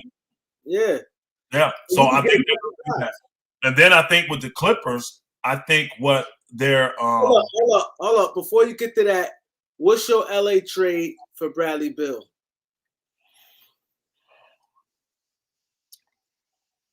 Man.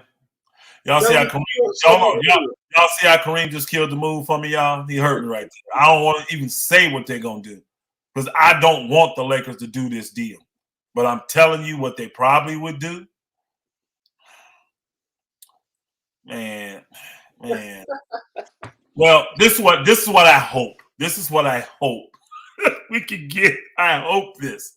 I hope we can re-sign D'Lo for like 25, right? And they're cool with that. Then we got 16 we can throw on top of that. That's 41, right? My math right? 25 and 16, is that 41? Yeah. My math is good. Then we still got 10 million in Mo Bamba. Now people say, why would they want those blah, blah, blah? Well, they could use actually all those dudes. They really could. And here's the thing. If they're getting off Beal, they may want to shed the salary so they're not paying the what's-her-name. Because they got to have money for Kuzma, y'all. So, boy offers you $10 million. You can cut him. You can literally cut Mo Bamba and $10 million falls off your books and you don't owe him a dime. So people going to want he have 1 year left.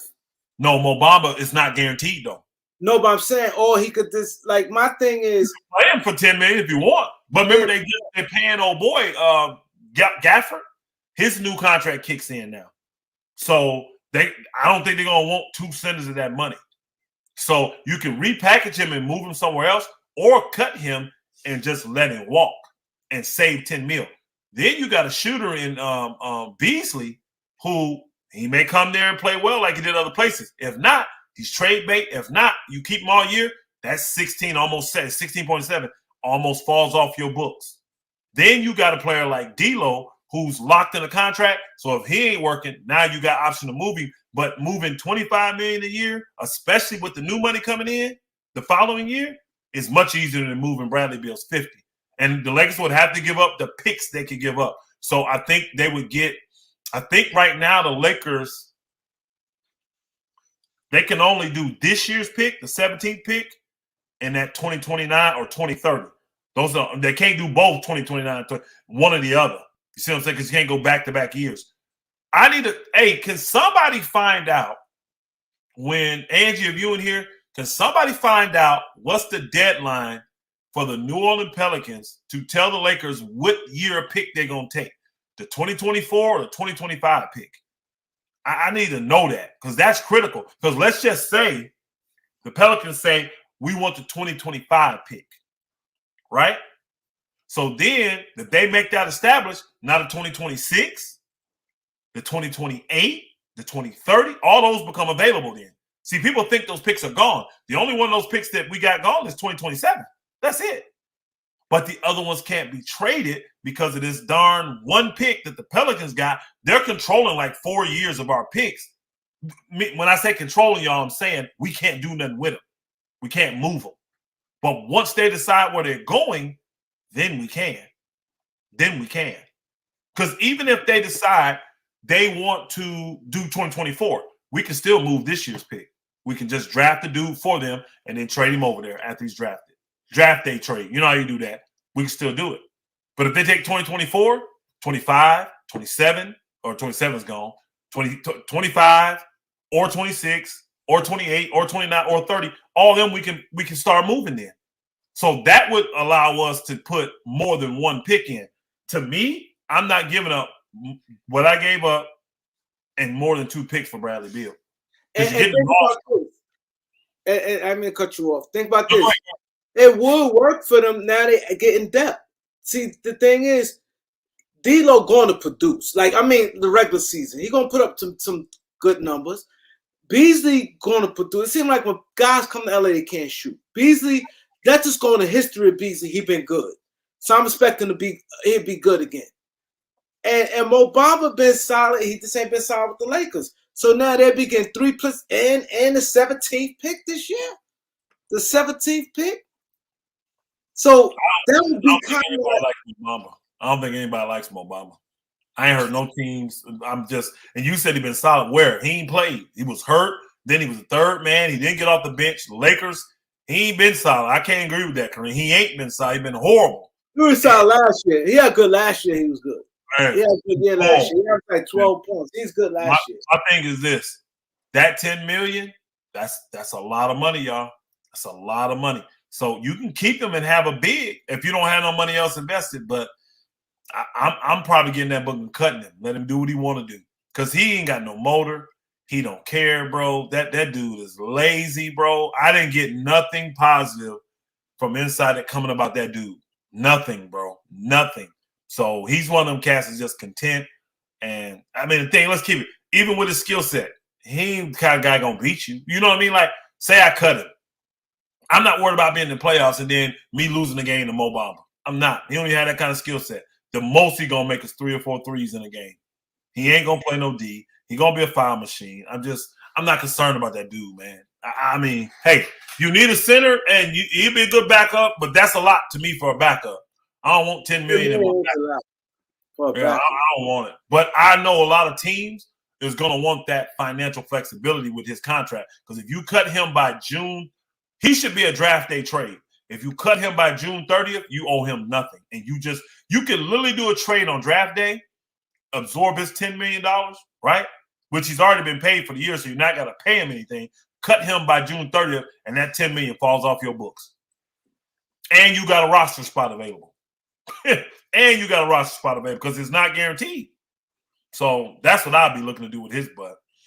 Well, hey, Angie, I see what you just said. Where we at, y'all? How many we got in here and how many likes we got? Well, we got to get the likes up and subscribers, man. I hope we could get at least 12, 15 new subscribers tonight, man. Man, if you're in here and you haven't subscribed, hit the subscribe button. I'm telling you, you're going to miss out. You're going to miss out on some serious. If you love hoops and you love basketball, man, this is the channel. I mean, Kareem hit one of his good childhood buddies, y'all. Been working for the NBA, what, 20, 25 years, Kareem? He literally works at the 25, NBA. He works in the NBA office in New York. He been knowing Adam Silver before Adam Silver was where he at now. Yeah. So they've been under David Stern. Telling you. And he feed Kareem. So he gets information before a lot of dudes do. Like, I'm going to tell you right now, the only way you're going to get information before Kareem guy gets it is if you know an agent like really good. Really. Because agents are smart. They know don't put the info out there to a lot of people. So they're not, most agents, believe it or not, they're not loose lip, y'all. They're not, they ain't telling a lot of folk nothing. So you got to be in close and tight with agents to get them. And again, I know this because 2 of my good friends were agents. They were big time agents too. I'm talking about some of the biggest agents in they were in football mainly then in the NFL. But they, put it this way, they were so big, they didn't recruit nothing but first rounders, y'all. If you wasn't a first rounder, they didn't talk to you. That's how huge they were. They didn't talk to them. Now, did they have other guys that were second, third, fourth? Yes, but those were guys that were referred by their first rounders or local guys that they knew, already had a relationship with. They didn't recruit any guys that weren't first round picks. That's how big they were. So okay, what you leaning towards? More big game hunting or just adding pieces? I would add pieces, but the Lakers are gonna go big game hunting. I know my team, bro. They're gonna go with what we got going on now and all the big names that want to be with the Lakers next year. And the Lakers got the contracts to line up for it. And they got the younger. See, they don't got the older players. See, look at it for instance. Not just line up. I want you to line up all the Lakers assets that we can throw in the trade. Every clip we can throw in the trade. All right. You got all these second round picks we got, which I think we got like 5 or 6 of those, maybe even 7, because we got 3 from what's the name them. We have 2023. Let's just say they're going to take 2025. We got 2023, 2024, 2026, 2028, 2029, 2030. That's 7 first round picks. Now, you can't move all of those. You're only going to probably be able to combo 3 of them max, right? But you got those picks possibly to use. Then you have contracts like Mo Bamba's where $10 million can fall off by June 30th for a team. You got expiring contracts that you control because it's the team option for like a Beasley. So shooters are a high commodity. So believe it or not, $16 million is not a lot of money for Beasley gonna get Beasley stock. I don't think it dropped like that. I just think I think he gonna be fine far as they're gonna make him earn it on this. Like if the Lakers opt in and take this contract for this year, which I think people will, he's gonna play it out and have to earn it. And then somebody will pay him after that. But people forget this man for the last 2 years was one of the top 3-point makers in the NBA. Like he was in the top 3 for the last 2 years, y'all, of made 3-pointers in the season. So he's durable. He ain't missed a lot of games, and he's hitting multiple 3-pointers for your team every game. So And he 26, 27? 26. Yeah. And ever since the what's the name, his nose has been clean. So Beasley don't have a bad rap out there. So that's it. That's a contract that people like. Lakers even got young guys. Like don't be surprised if teams say to them, look, we'll do this, blah, blah, and then the end say, hey, throw Christie in. Christie got some value. Bro, I'm telling you. You know how Christie got value? Because they was asking in a Kyrie deal. They wanted him in Austin Reaves. They did. They wanted him. They have these guys. So these are assets we got. So then we have Rui Hachimura, who I believe the Lakers will resign, but I'm not 100% sold that the Lakers wouldn't trade him. I'm not. Austin Reaves, no. I'm going to tell you right now. I don't see any trade scenario where the Lakers will give up Austin Reaves. None. I don't. I'm talking about who? If Dame come up, they doing it. Nope. What? Let that get back to LeBron, and LeBron going ham on. I'm gonna tell you how the Lakers running. I guarantee you, if Dame is on LeBron love Dame. If Dame is on there and it gets out that the Lakers possibly can get Dame, but Austin Reaves holding it up, Braun will go ham on them. Braun, wait, did not Braun go? We're gonna read your super chat here, Jamal. We're gonna get you. Did not Braun go ham on the Lakers all this season? For they not doing why? Time out. Why? Why would it be different? If Dame is on it, you may tell me if Dame right there, you think the Lakers gonna say no? Here's the thing. And LeBron is back. I want people in the chat. Y'all know LeBron James. Y'all know he. No, I'm not saying he's not gonna go ham, Kareem. I think the Lakers ain't gonna capitulate. I'm saying the Lakers ain't gonna capitulate to that. They're not. I think so. Because again, Kyrie was there. He was mad about them. They had a chance to get Kyrie. If they would have gave up those 2 picks early, they could have got Kyrie. And then once the Nets pulled it off the table, then it was gone. But remember, early they wanted the 2 picks, and the Lakers wouldn't do it. That's why he was so upset. I'm gonna say this, so we're gonna be on opposite sides of this. I don't care who comes up for it. Austin Reaves is not gonna be in that trade. Watch. The Lakers are not giving up Austin Reaves. He's going to be a Laker. Watch. No, I believe he's going to be a Laker. The Lakers are going to do this. They're going to hang the phone up. As if certain names pop up. I don't care. Let me be more specific. I don't even care if Giannis Antetokounmpo name come up. They hanging up the phone. Watch. I'm telling you. Hey, yo, he going viral right now. He going viral right now. Oh, I don't care. All the set. Hold up. He going viral. Let me fix my hat. Because when this, hold up, when you go on ESPN, hold up, let me fix my hat and stuff. Straight. Now repeat that. I don't care if Giannis Antetokounmpo name come up. They're not trading them for Austin Reaves. Ain't going nowhere. Now let me go ahead and let y'all in my little troll, because I am trolling y'all a little bit. All right. The reason I can say that is because I know Antetokounmpo name he is not going to be in no trades. They're doing all they literally ready to sell everybody in there to keep him happy. He ain't coming up in trades. You see what I'm saying? So I can say that unequivocally because I know it ain't going to happen. But hold on. I'm going to give you a name, though, so we don't have to troll and play games. I'll give you a name that could be on the block. And I'm telling you the Lakers wouldn't give up Austin Reaves for him. Guess who it is? Who? I'm going to see if somebody in the chat can guess real quick. Who y'all think I'm talking about? I'm talking about megastar.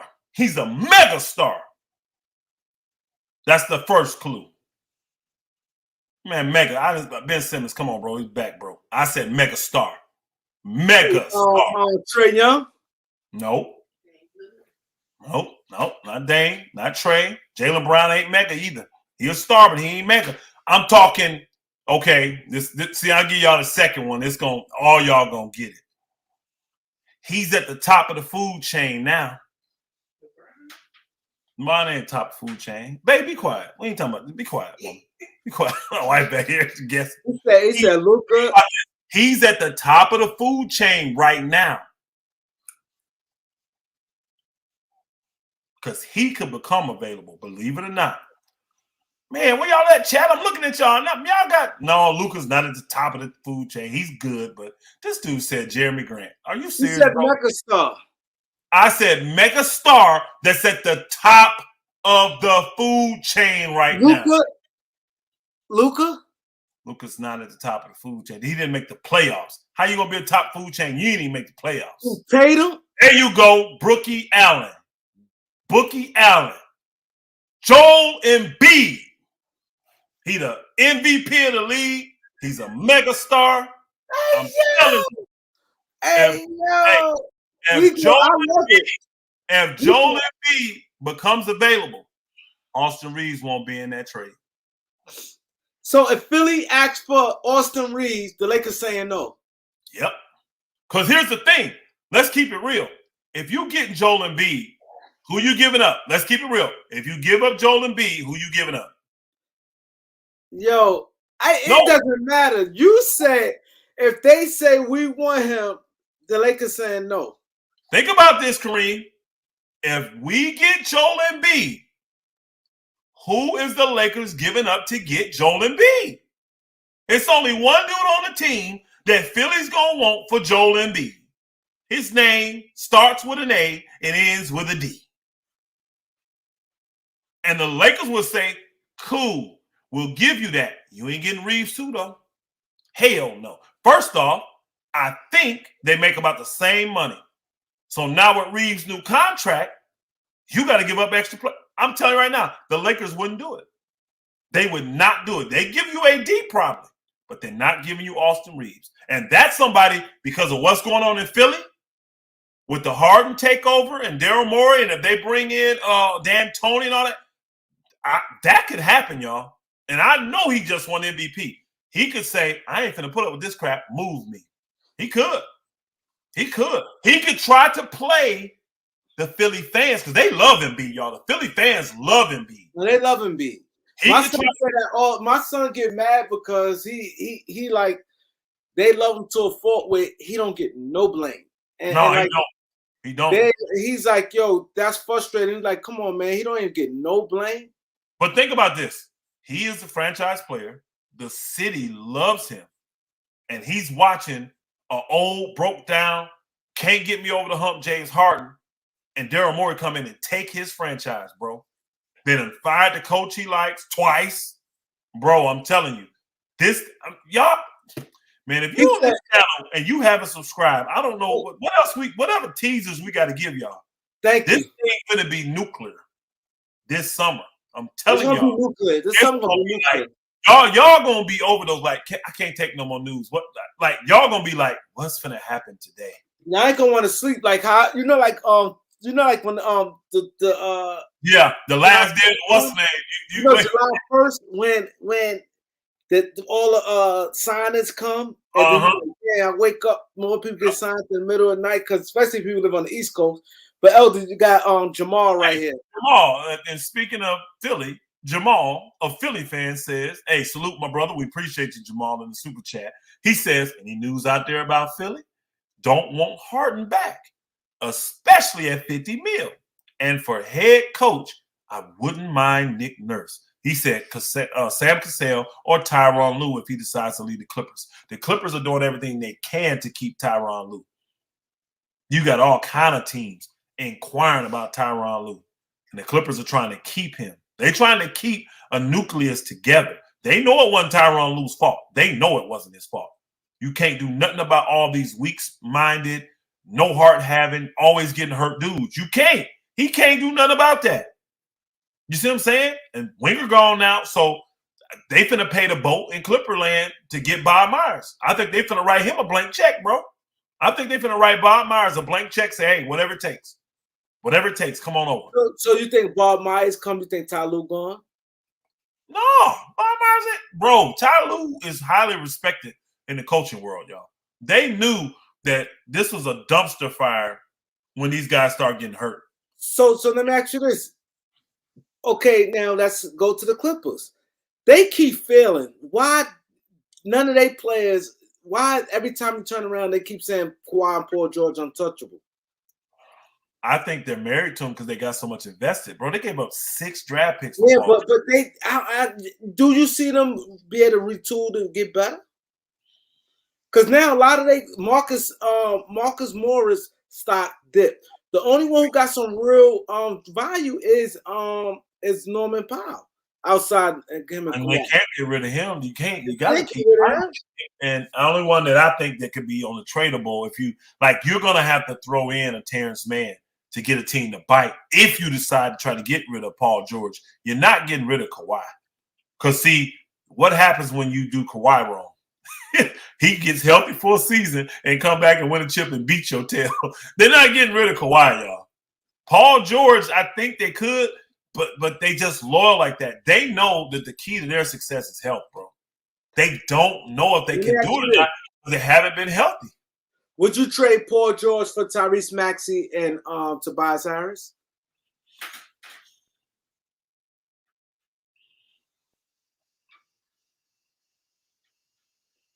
Because you get Tyrese, you're getting a young point guard that's healthy, yes. And Tyrese and Tobias Harris always healthy. I'm gonna be honest. 18 points. He put go look at Tobias Harris, always 18 points. I'm gonna be honest. And when he played with the Clippers, he got even more points than that because he was the man. 20, 21 or 22, something like that. But I would do that deal, and here's why I would do it. I'd do it too. Tobias is solid, and he's gonna be a constant professional. I got a good young guard in Maxey, right? And I got salary relief after this year. And I got guys, I think, that can just hold it down. They're going to re-sign Russ too, y'all. They're going to re-sign Russ because Russ played well for them. He played really well for the Clippers. He really did. And so they're going to re-sign Russ. I don't know how big that deal's going to be. I know they're trying to figure it out. Matter of fact, they're going to have a hard time signing Russ because, remember, he came over in the one deal. I don't think they can offer him but a 15% increase. So they can't give Russ like a good-sized contract, to my knowledge. So he may be gone. If Russ gets another Washington with Michael Winger. Yeah, he could. He could go over there. He could go back to Washington because Washington loved him there. They didn't want to move him, remember? They only did that because Russ asked to be moved. And that's why they demanded the Lakers, look, he wants to be gone. Y'all want him. Somebody give me a pick for this because I don't want to move this dude. They wanted to keep Russ. They really did. And people don't realize this. Russ still put butts in seats, y'all. Believe it or not, Russ still put butts in seats. People come to see Russ. They want to see, you know? So, man, I would do that trade because I think it brings stability. I would try to extract some picks, though, bro. Philly got, and I don't think they got any, but Philly had to give me some picks because I am still giving up the best player with all the accolades. All them other guys, they ain't got no accolades. So you're going to have to give me some picks. And if I can recover half those picks, like give me that in 3 picks, oh, yeah, I'm with that. I don't think they're doing that. Because Maxey, I don't think that's a lot with 3 picks. Paul George still hurt. Again, though, Paul George has a whole bunch of accolades, bro. Whole bunch. These dudes, neither one of them got any accolades. None. But Tobias Harris, did he make an All-Star team? Did he make an All-Star team one year, Tobias Harris? No. Okay. They traded him. If he'd have stayed with the Clippers, he would have got it that year. But they traded him to the Sixers, and that's what all that. Yeah. So I'm gonna tell you right now, though, when you don't have accolades to back up what you've done, they're gonna want that in them picks because it's gonna look like a landslide if not. And the NBA will get involved in that. Be like, how we gonna give up this guy that's decorated like this for 2 guys that ain't done nothing? They ain't gonna let it happen. You're gonna have to give up some kind of picks. So, but yes, I would do that trade. We got Biz Shorty in the building. Biz Shorty in the building. Next level. Coaching. How you feel about all these championship coaching? It's like now the coaching now is like 3 years. How you feel about coaching? Period. Like now it's like a short leash for these coaches in the NBA. I think they're caught up in the moment. They're trying to be trendy, but when you realize it's not working, bro. The players are getting younger. The coaches are getting younger. The job span for coaches are getting shorter, but it don't lead to success, y'all. Name a team that's done that and had any level of success. Think about it. Even the Celtics getting to where they've been, these Eastern Conference Finals for 5 years, and then getting to the finals. They got consistency there. They got consistency. Denver, Mike Malone, that's consistent. Miami, consistency. Think about it. The Lakers are the only one with the new thing, and they need to get consistent. The Clippers realize that's why they don't want to let old boy go. We got to get consistent. The teams that – think about how long Budenholzer had been in there before they won. Consistency. Consistency. Budenholzer's gone. I'm going to tell y'all right now, one reason alone. Giannis. Don't let nobody fool y'all. They went to Giannis and said, look, we think it's time for a new voice. You're going to be opposed if we, because we're going to do whatever you tell us. If you like this guy and you think he can get you back and win another chip, we'll keep him. If you think it's time for a new voice, we're going to get you a new voice. What say of you, Giannis? And Giannis going to be like, look, that's y'all job. Whatever you decide, I'm coming to show up to play for the Milwaukee Bucks. They're like, okay, that's all we need. And then they're going to go fire him. That's what they're going to do. That's how those – just so y'all want to know, that's how them conversations go. So then Giannis can get up in front of folks. I never said I wanted his job taken from him. If people accuse him of it. You see what I'm saying? All on the front office. That's their job. So you got to get consistency. Name me a team that's going with younger players, going with young coaches, inexperienced coaches that have been successful. It's not going to happen, y'all. It's not going to happen. Y'all know how long Eric Spoelstra had been with the Heat before he got the head coaching job? That brother started off in the film room. He was in the film room, y'all. He was over video. I ain't the head coach. But Pat Riley believed in him so much, he said, LeBron, you can kick rocks. We ain't getting rid of this dude. He family. He ain't going nowhere. You can leave. And they still been getting back to chips, still been getting the Eastern Conference Finals. Man, you got to have stability. That's why you think the Lakers have been a train wreck all these years. Where's the stability? Yeah, no system. Yeah, I agree. 5 years, right? 5 years, right? For LeBron. Who can tell me how many coaches he had? Who remembers? He's had 3 coaches in 5 years. Started with Vogel. Now he's on old boy. Yeah. No stability. That's a lot. How many different players he had? Oh, my God. Again. How many different players? He had to play with 100 different players in that 5 years. Yeah. You got to, because the whole team, he's getting 8 to 12 new guys every year. Every year. Let's just say he got 8 guys every year, y'all, for 5 years. That's 40. That's 40 guys plus the other guys he played with. J Sports Enthusiast, man, we appreciate you, bro. In the super chat, he said, "Hey, they did Budenholzer dirty though. His brother died during the playoffs, and last time I checked with Giannis, missed 17 free throws last game. He did, but I can't say they did Budenholzer dirty because what a lot of people don't realize, they had came out publicly and said that when they were supposed to lose to the Nets, y'all remember that series a few years ago? Yeah, he's gone. They were going to fire. They said it. When we lose this, he's fired. And then y'all remember, toe on the line at size 16 he wear. And they come back and won the chip. And to me, I watched that. It didn't have jack to do with coaching, y'all. It didn't have nothing to do with coaching, in my opinion, why the Bucks won that year. Giannis and them went to that. I'm going to tell you right now, Giannis and them went to that same level I see Denver on right now. The stuff I saw in Milwaukee's eye that year, I see the same thing in Denver's eye right now. Yep. So didn't have nothing to look at the in-game adjustments that was made for Denver. That wasn't coaching adjustments. He wasn't putting in fresh play. All that. He only played 7 guys. The players were so locked in, and they so smart between the two superstars. They made the adjustments on their own, bro. And when I saw that, I was like, oh yeah, you done. Y'all done. Lakers done. Lakers done. Because LeBron, he can't think like that when he's tired. He don't make good decisions when he's tired. He a turnover machine, bad shot taker when he's tired. And again, he's 112 years old, so I get it. You know what I mean? I get it. Said, I disagree. He said Bud ain't getting another job. He'll get another job. Oh, yeah. He'll get another job. He'll get another job. Because he did, and people forget, he had Atlanta in the number 1 seed that year. Remember when they had all those guys shooting in the 4 All-Stars or whatever? He was coaching Atlanta then, y'all. Bud will get another job. I don't think Bud is that over-the-top coach that's going to coach you into the championship. Like Spoelstra, he can coach you into the championship, y'all. He can. He can. So I'm gonna have some fun with it. This is your opinion, of course. I'm gonna go all the vacancies, and I want you to pick the best man for each vacancy. Okay, you heard me? Yeah, I'm listening. Pick the best coach for the vacancies. I heard your opinion for that team, the makeup, and why you think that would be the best coach for that team. Okay, so we're going to start with the Philadelphia 76ers.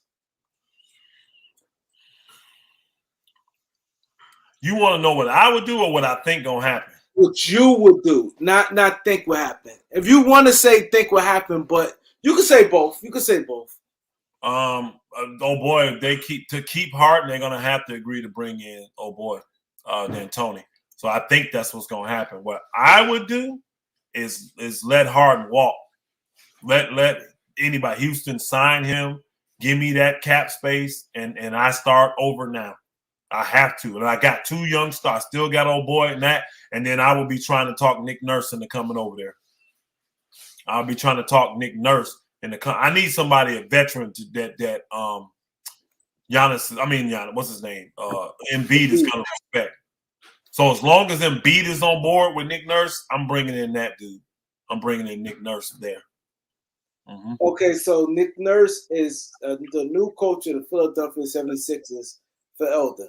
Okay, so now we go to Milwaukee. Milwaukee has a coaching opening. What you doing? Monty Williams. I'm going Monty Williams. Mm-hmm. Yep. I think they would respect Monty Williams there. And I don't think he'd have to deal with the drama that he had to deal with the drama queen and Devin Booker. And then you know what case CP3 bring on that end. And then you had the debacle with him and a guy don't want to play in Ayton. See, you wouldn't have that. Think about the issues he had in Phoenix. None of those come to you in Milwaukee. And think about it. Before those issues start talking, everybody thought Monty Williams was the best coach alive. They thought he was the best coach. You see what I'm saying? So a lot of times it's just fit, bro. Certain players ain't good for certain coaches. Honestly. And when you got divas, bro, somebody got to be able to get in their head. And they was a team full of divas. They were a team full of divas. So he needs to go somewhere where they solid. I would if I'm them, I want Monty Williams. See, I don't necessarily know if Nick Nurse can get it done up there. I don't know if he can. See, the reason I like him in Philly, because I'm kind of in a little rebuild mode, and he's already shown me he can do that in Toronto. You see what I'm saying? That's why I like him in Philly. I don't know, because what's that them gonna be ready to win the chip? Nick Nurse, let's just keep real, y'all. He didn't win that chip. Everybody know that was Kawhi. No Kawhi, he don't win shit. He don't win nothing. So I think Nick Nurse will be better there. I think Monty Williams will be good to go up to Milwaukee. I do. Okay, so now you got Phoenix Suns. Veteran team, KD, Chris Paul, Ayton, Booker.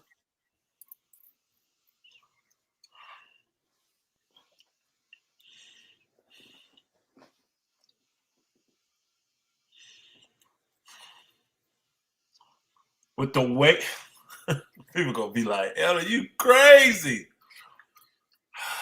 With the way this team is gonna go, again, you need somebody that know how to deal with divas, right? Because Devin Booker ain't going nowhere, right? CP3 probably gonna be gone, y'all. Ayton is gonna be gone. So really, can you deal with KD? Gonna fit with anybody? Let's just keep it real, y'all. I'm going to them. I would be looking for a guy like Frank Vogel. Wow. I didn't see that coming. Yeah. Frank Vogel was a good coach, though. I'm telling you, Vogel's a good coach. He's a great defensive coach. See, this team don't need a lot of help offensively because your two best stars already are good offensively on their own. So I don't need an offensive guru for this team. I need a defensive guy that can take athletes and make them look great defensively.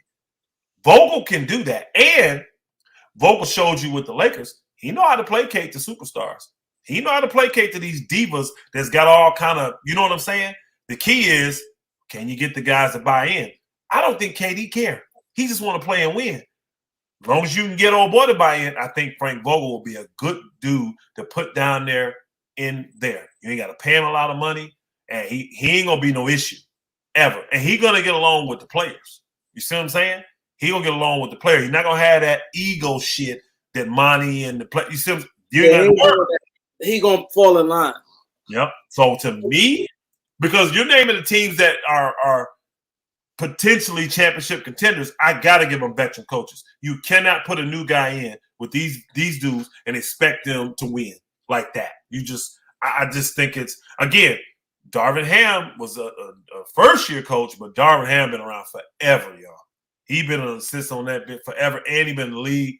He was a little bit different. So if you feeling, are you froze there? Or no, I thought you was froze. If you feeling like you got to have new blood in there, but somebody, then I'm going to say like a Sam Cassell. If you thinking this team can win, but we need new blood in, then I'm going to say give Sam Cassell a shot. But what Phoenix got going on, they need a defensive-minded coach that will give guys freedom offensively. He don't have to come up with a crazy scheme offensively. Phoenix ain't doing nothing hard. You can't stop their scores, though. Yeah. So let them do what they do creative-wise, placate to them, get the right pieces. Frank Vogel showed you with the right pieces, he can coach them to a chip. Okay, Toronto Raptors. I personally think that's a good spot for a Sam Cassell. Because I think it's Sam Cassell's time. I do. I think it's Sam Cassell's time. Young enough guys, he going to earn their respect. They're going to have to listen to him. Sam ain't playing that crap. But they got like a ready-made team also. They do. So that's why I think Sam could come in. He's been around forever. I think Sam is the guy that can keep a consistent battery in their back. Because, Kareem, you remember when they played the Lakers, they used to destroy the Lakers. And I said, Clippers just beat them. The key to it is keep that extra dribble. They're not going to continue to keep playing defense. As long and athletic and tough as Toronto was, they should have been easily the best defensive team in the league. They should have. And that's why I was thinking Frank Vogel with Toronto. You know, I'm not going to front. Frank Vogel would be another good one for Toronto. He would. He would be another good one for Toronto. Them long dudes with that defense. Yeah. But I think Frank Vogel has shown he can come into a ready-made situation. He can handle the egos and still implement something on the defensive end. But, boy, I'm telling you this. See, I don't know if Toronto has a guy there now that can get them over the top. That was Kawhi's team, bro. He did that. I don't know if I believe in Siakam, even with a Frank, to get them over the top. I don't know if I believe in Van Fleet. I don't know if I believe in Ojanobi. All these dudes, you see what I'm saying? I don't think the players are ready to get over the top. So, but in Phoenix, they got two guys that I know can get them over the top. And now you put a defensive wizard with them, that ain't going to be no drama between coaches and players. That's the route you want to go. That's what I think. I don't want to go that route. Okay, Detroit Pistons. Young team. I think they got the 5th pick. Cuddy coming back.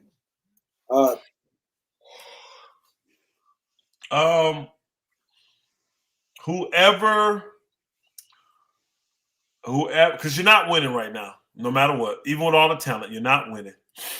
Give a guy that can communicate well with young folk, and he's known for being a great communicator, right, with players, and they will respect him. Sam Cassell would be good for that job, I'm going to be honest. Because Sam is up, y'all, so I'm going to keep saying his name. Sam Cassell would be very good. I'm not sure, like, what's that dude's name? Kenny Atkins. I'm not sure about that. In Detroit. It worked in New York, but I'm not sure about that in Detroit again. Nate McMillan is. I see some of y'all saying Nate. He's too old school, y'all. Nate McMillan to me is just going. Yeah, I don't think Nate gonna get a job right. Let me tell you where Nate is needed. Nate is needed on the Lakers bench with Darvin Ham. He needs to be the head assistant coach. That's where Nate is needed. If he's the head assistant coach with the Lakers, Darvin Ham's staff is really going to another level. That's where he's needed.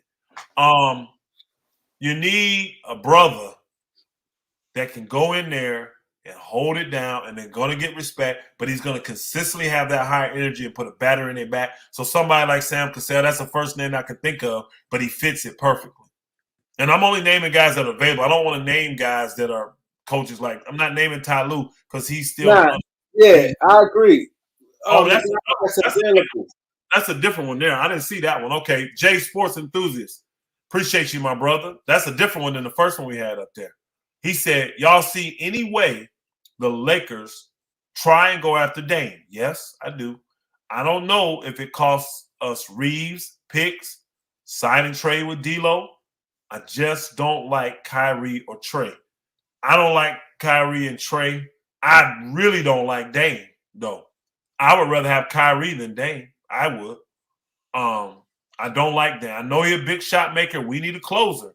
But I don't like Dame, and I don't like his contract at all, y'all. He's going to be making $60 million in 3 years. We're going to have no flexibility. And I just don't believe in Dame like that. Not like y'all. I don't believe in Dame like that. So, twice for the Pistons head coaching job. Kevin Ollie's another good dude. I like Kevin Ollie. I do. I forgot about him. I like Kevin Ollie. Mark Jackson, I heard he's getting interviews, but he got interviewed in Milwaukee. That's the only one I heard. I like Mark Jackson in Philadelphia. I just think these guys that are totally old school like that. See, Darvin's old school, but Darvin is still new. He, being that assistant so long, he can relate to the players still. And you can tell that because he got them guys for the Lakers to play every game this year. That's coaching, y'all. Believe it or not, getting guys up for every game. I mean, out of the 82 games, we had maybe 1 or 2 games where we said, man, the Lakers just don't got it tonight. But even in those nights, they fought. It was nothing like last year when them bookers were just, we knew in the third quarter the game was over. The Lakers quitting at halftime in a lot of these games. So I respect guys that can get guys motivated to get out there and play, without the threat of, I'm going to pull your minutes and all this, because players don't respect that. Players don't respect that part. So they want to know their coach believe in them. Yeah, I would love for the Lakers they need to upgrade their coaching staff, in my opinion. And I would start with getting at least 2 guys that don't mind being assistants, but have been head coaches and had a little bit of success. Because they will understand. Your dream scenario, this is your thing. What 2 assistant coach you think could take Darvin Ham you would love to see on that staff? I said one in Nate McMillan. I'm trying to think who. See, he really needs but they let him go, so I don't think the Lakers gonna bring him back. Remember the dude who used to coach in I can't remember his name right now in Memphis. That was the coach of the year, or got them to the Western Conference Finals. The brother that was on the Lakers staff a few years ago. Who remembers his name? No, I'm not a big fan of Terry Stotts, honestly. I can't remember the dude's name. He's a black dude, old school coach. He coached Memphis, and they got to the Western Conference Finals when he was at Memphis. Lionel Hollins. There you go. Lionel Hollins. That's you talking Lionel Hollins? Put Lionel Hollins back on the big seat. Phil Handy. I ain't sold on Phil. Lionel Hollins was Frank Vogel's assistant coach. He was. He didn't say come to the bubble. I know. He was. And they ain't brought him back since. But if they can get Lionel Hollins back and you put Nate McMillan, oh yeah. I like that coaching staff. I'm not big on Terry Stotts. I don't even know if he's trying to coach him. I mean, his name comes up, but I ain't really hearing him He ain't getting no interviews for head coach, nothing. You know what I mean? I didn't like Terry Stotts as their coach up there in Portland, bro. He just let them do what they wanted to do too much. Never made them play D. I'm not a big fan of Terry Stotts. You know, and I think Phil Handy, he's just too close to the players, in my opinion. You know what I'm saying? I don't think the players would respect him as a head coach. I don't think they would respect him like a head coach. You know? So you think that Doc Rivers and Mark Jackson won't have a job next year? No, I think Doc could have a job if he wants one. I think he's – hold on. Didn't they just said they're 4 finalists in Phoenix, didn't they? Yeah. Doc was on that list, him and Nick Nurse. They were both on that list. And then 2 guys I never heard of before. So, you know they're not getting a job. That they would be crazy. But again, everybody's trying to do what Boston did with the Ime Udoka situation. Yeah. But again, you have to understand the pedigree that's coming down that pipeline, y'all. Ime Udoka played in the league. And then he came through one of the most solid organizations ever in the NBA in San Antonio Spurs. I just got to keep it a buck. Consistent and solid. He came under one of the best coaches, which I don't like Popovich, but he came off from under him. You see what I'm saying? So that's a calculated risk. I'm not doing that with a dude that didn't play in the league and ain't been on the bench a long time. So I don't know those other 2 dudes. I don't remember their names being in NBA. You know what I'm saying? I don't remember them being players. So, and that matters to me. That matters to me. You're going to get the respect of the players. It matters. So all these other fringe guys, and these foreign guys, they be trying to bring the players don't respect them. Them dudes is drops in the bucket quick, like get up out of here. But one thing I could say, out of these jobs, there's a lot of coaches, they not getting no bottom of the rock jobs. The Philly, Milwaukee, and Phoenix is championship aspiration jobs, and that Toronto job you got a ready-made. It's only the Pistons job really kind of like the one that's far behind. All the other jobs is good jobs for a coach. You know, you ain't going to no dead-end job. I'm not biased for generational guys. I named younger guys that can get it. What I'm saying is this. It depends on where your team at and what their goals are. He kept naming a bunch of teams that have championship aspirations. Why am I going to bring a guy in and they show me he can win a championship? See, Ime Udoka came from a championship organization. I think he might have been on one of them championship teams too. I'm going to bring in people I know that's experienced winning championships, know the grind, know what's going on. Them are guys I'm going to bring in. I'm not bringing in some new dude that ain't never been down that path. Darvin Ham done won chips, y'all. Y'all know that, right? He's done won chips. So he won them with the Pistons as a player. Then he won them in Milwaukee as a coach, y'all. Darvin Ham done won chips. He knows how to, again, let me read this. GOAT News. Appreciate you, my brother. GOAT News. He said, we need a point guard and center so AD can play power forward. I say Kyrie and Dwight Howard. How can we make that work, Elder? Put your GM hat on, please. Thank you. Dwight Howard, they can pick him any time. Dwight Howard's a clown, though, bro. He's a clown. He's a joke.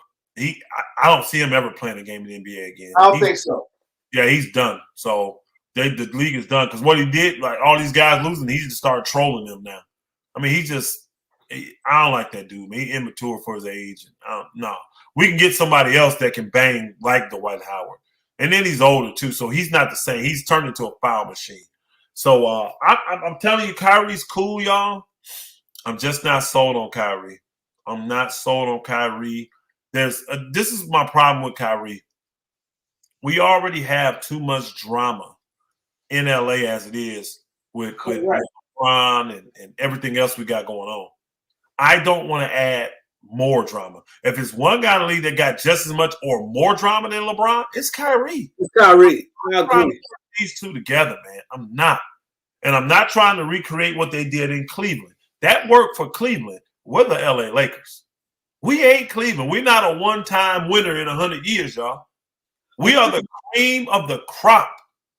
So again, to me, you get you two goons that can handle the center position so AD can be free.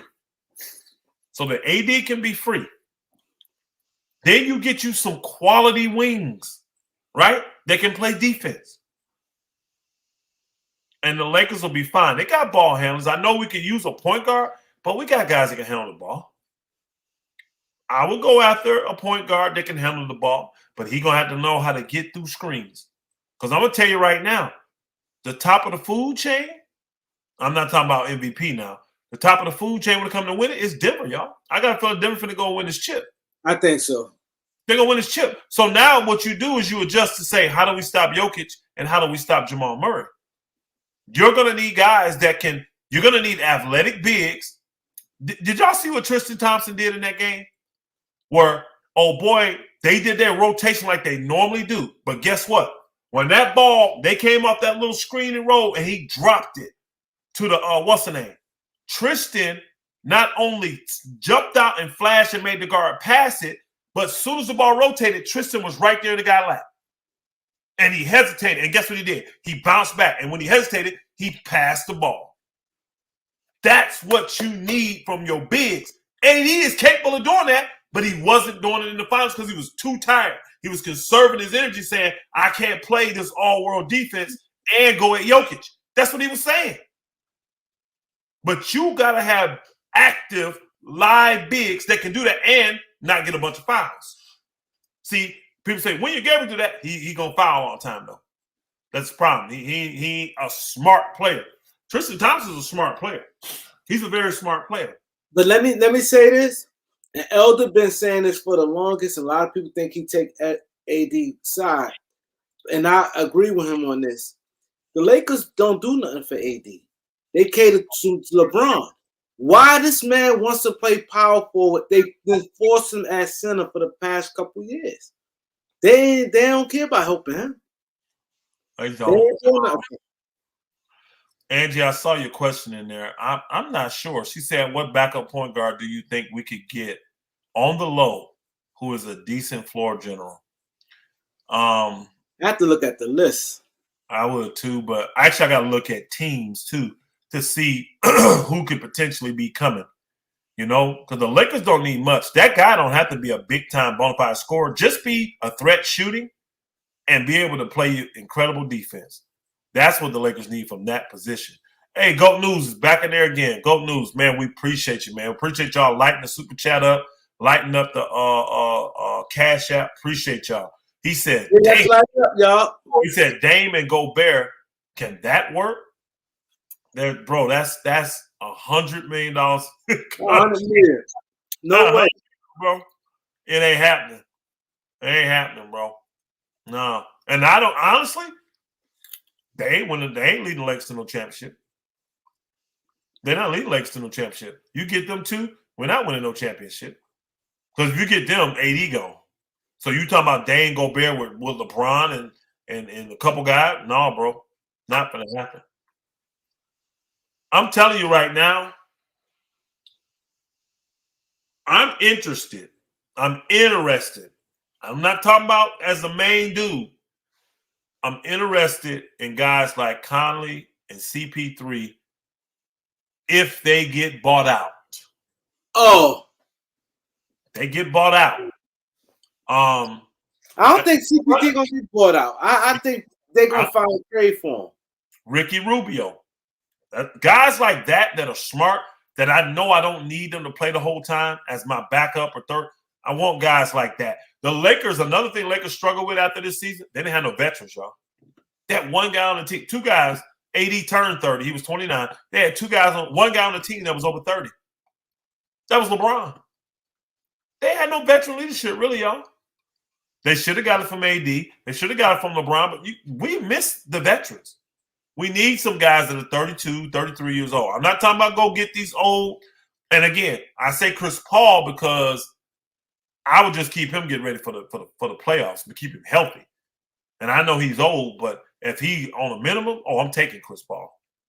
Conley, imagine the Lakers in this series against Denver with Conley instead of D'Lo, y'all.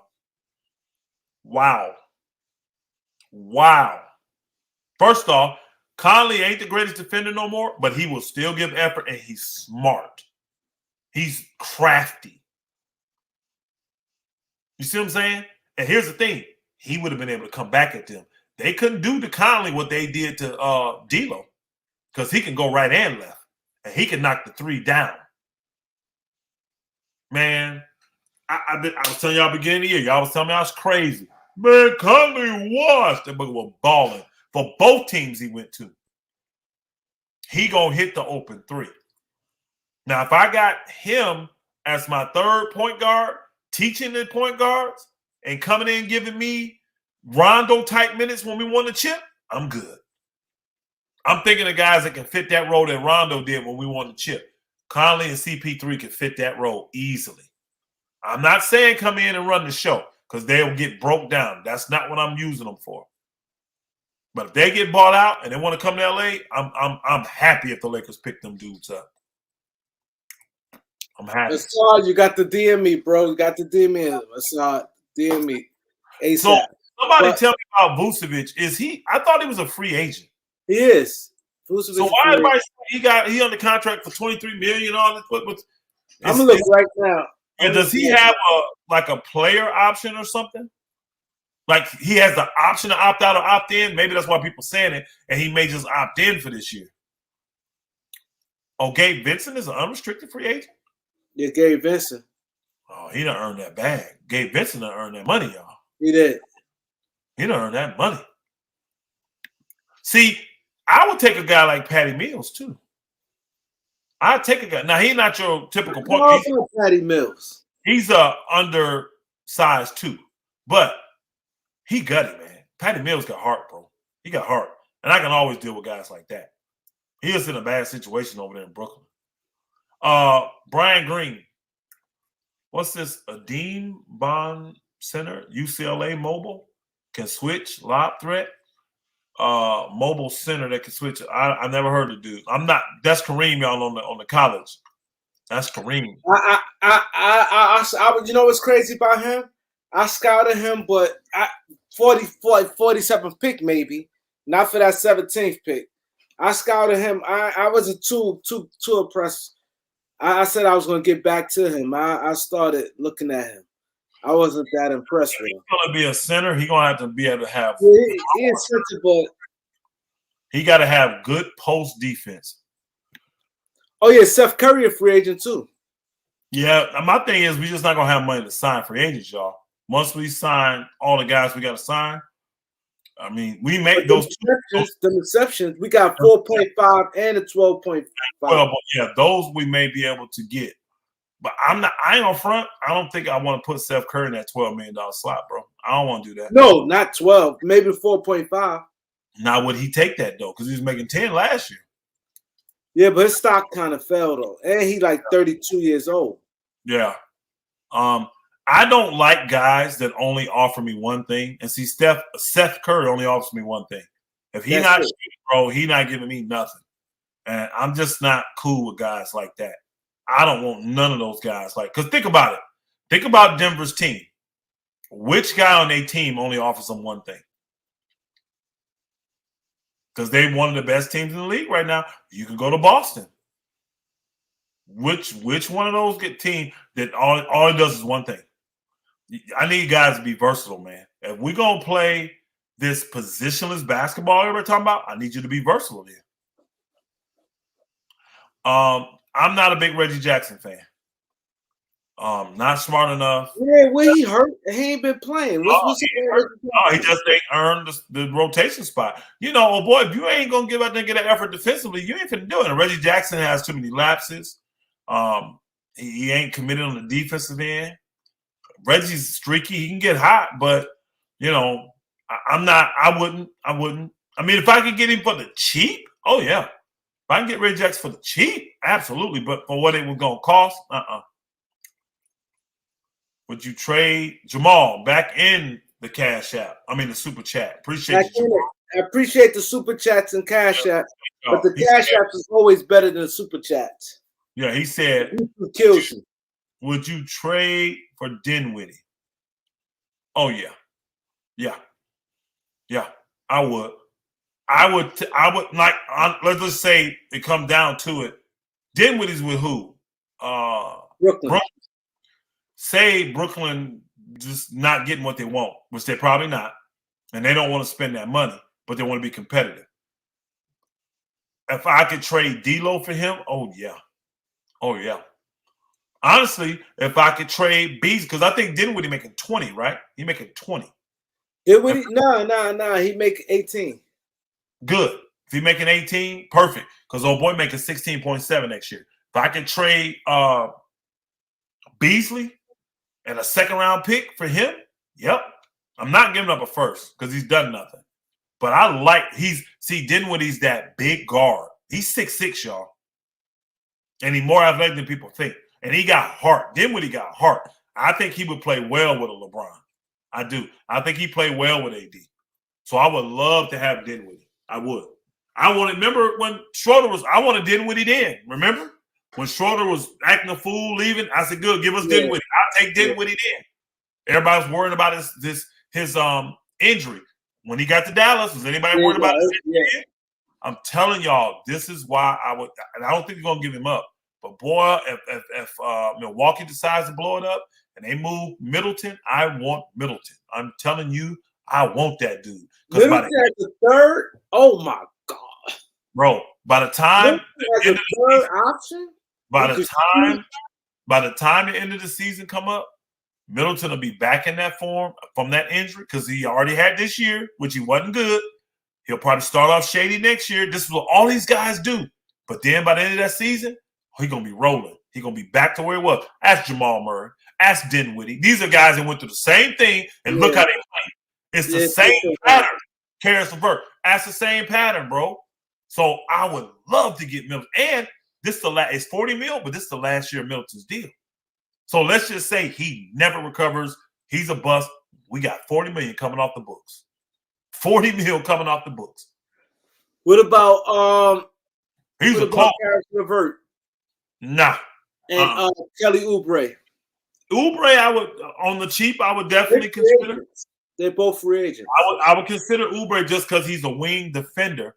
He's too streaky offensively, but I would consider Oubre, no doubt. I definitely would. I like him as a wing defender. He takes pressure off LeBron. I mean, he can guard anything from 1 through 4. He really can, y'all. Oubre can guard 1 through 4. He do. So I would definitely like Oubre. I mean, I ain't gonna front. Say the Lakers put him in that $12 million slot. I wouldn't be mad. I wouldn't be mad at that move. I wouldn't be mad at that. You know, I don't know if we can get better than that. But my thing is this. I want wing help. LeBron needs wing help on the defensive end, man. And I need guys that can actually play such good defense with high energy. They can guard 1.5 guys. See, that's what you fell in love with Vanderbilt for. Teams just expose his offense. But he's still – Vanderbilt's – I'm going to tell you right now, his best Vanderbilt's hurt, man. Don't get it twisted. Vanderbilt been hurt. He been – people ain't been watching. He been banged up. He fought through He has, but I think his best option for us, his best value is when he guard wings. Not necessarily on the point guards because he can do it, but I prefer him on wings. I really do. Put him on taller twos and true 6'7", 6'8", 6'9" wings. That's where we get value from him at. Ask Brandon Ingram. Ask Brandon Ingram about that dude. See, a guy like that, bro, he make it rough for them dudes. I want other guys guarding them point guards. I got a cash app back again for Cleonis. Cleonis said, what about when Bonnie, the guy from the Chinese guy from Brooklyn Nets, he said he's 6'8", great shooter and decent defense. He got high energy too. I like him. They shouldn't let him go. Is he a free agent? I know the guy you're talking about. I can't say his name. Yeah, I can't say his name. I like that dude. The Asian guy from Brooklyn. I like that dude. I wouldn't mind having him. He played with heart. He's solid. He's solid. He's solid. I like that dude. So, yeah, I like that dude. Would you trade? Oh, that was Jamal already got that one. All right, cool.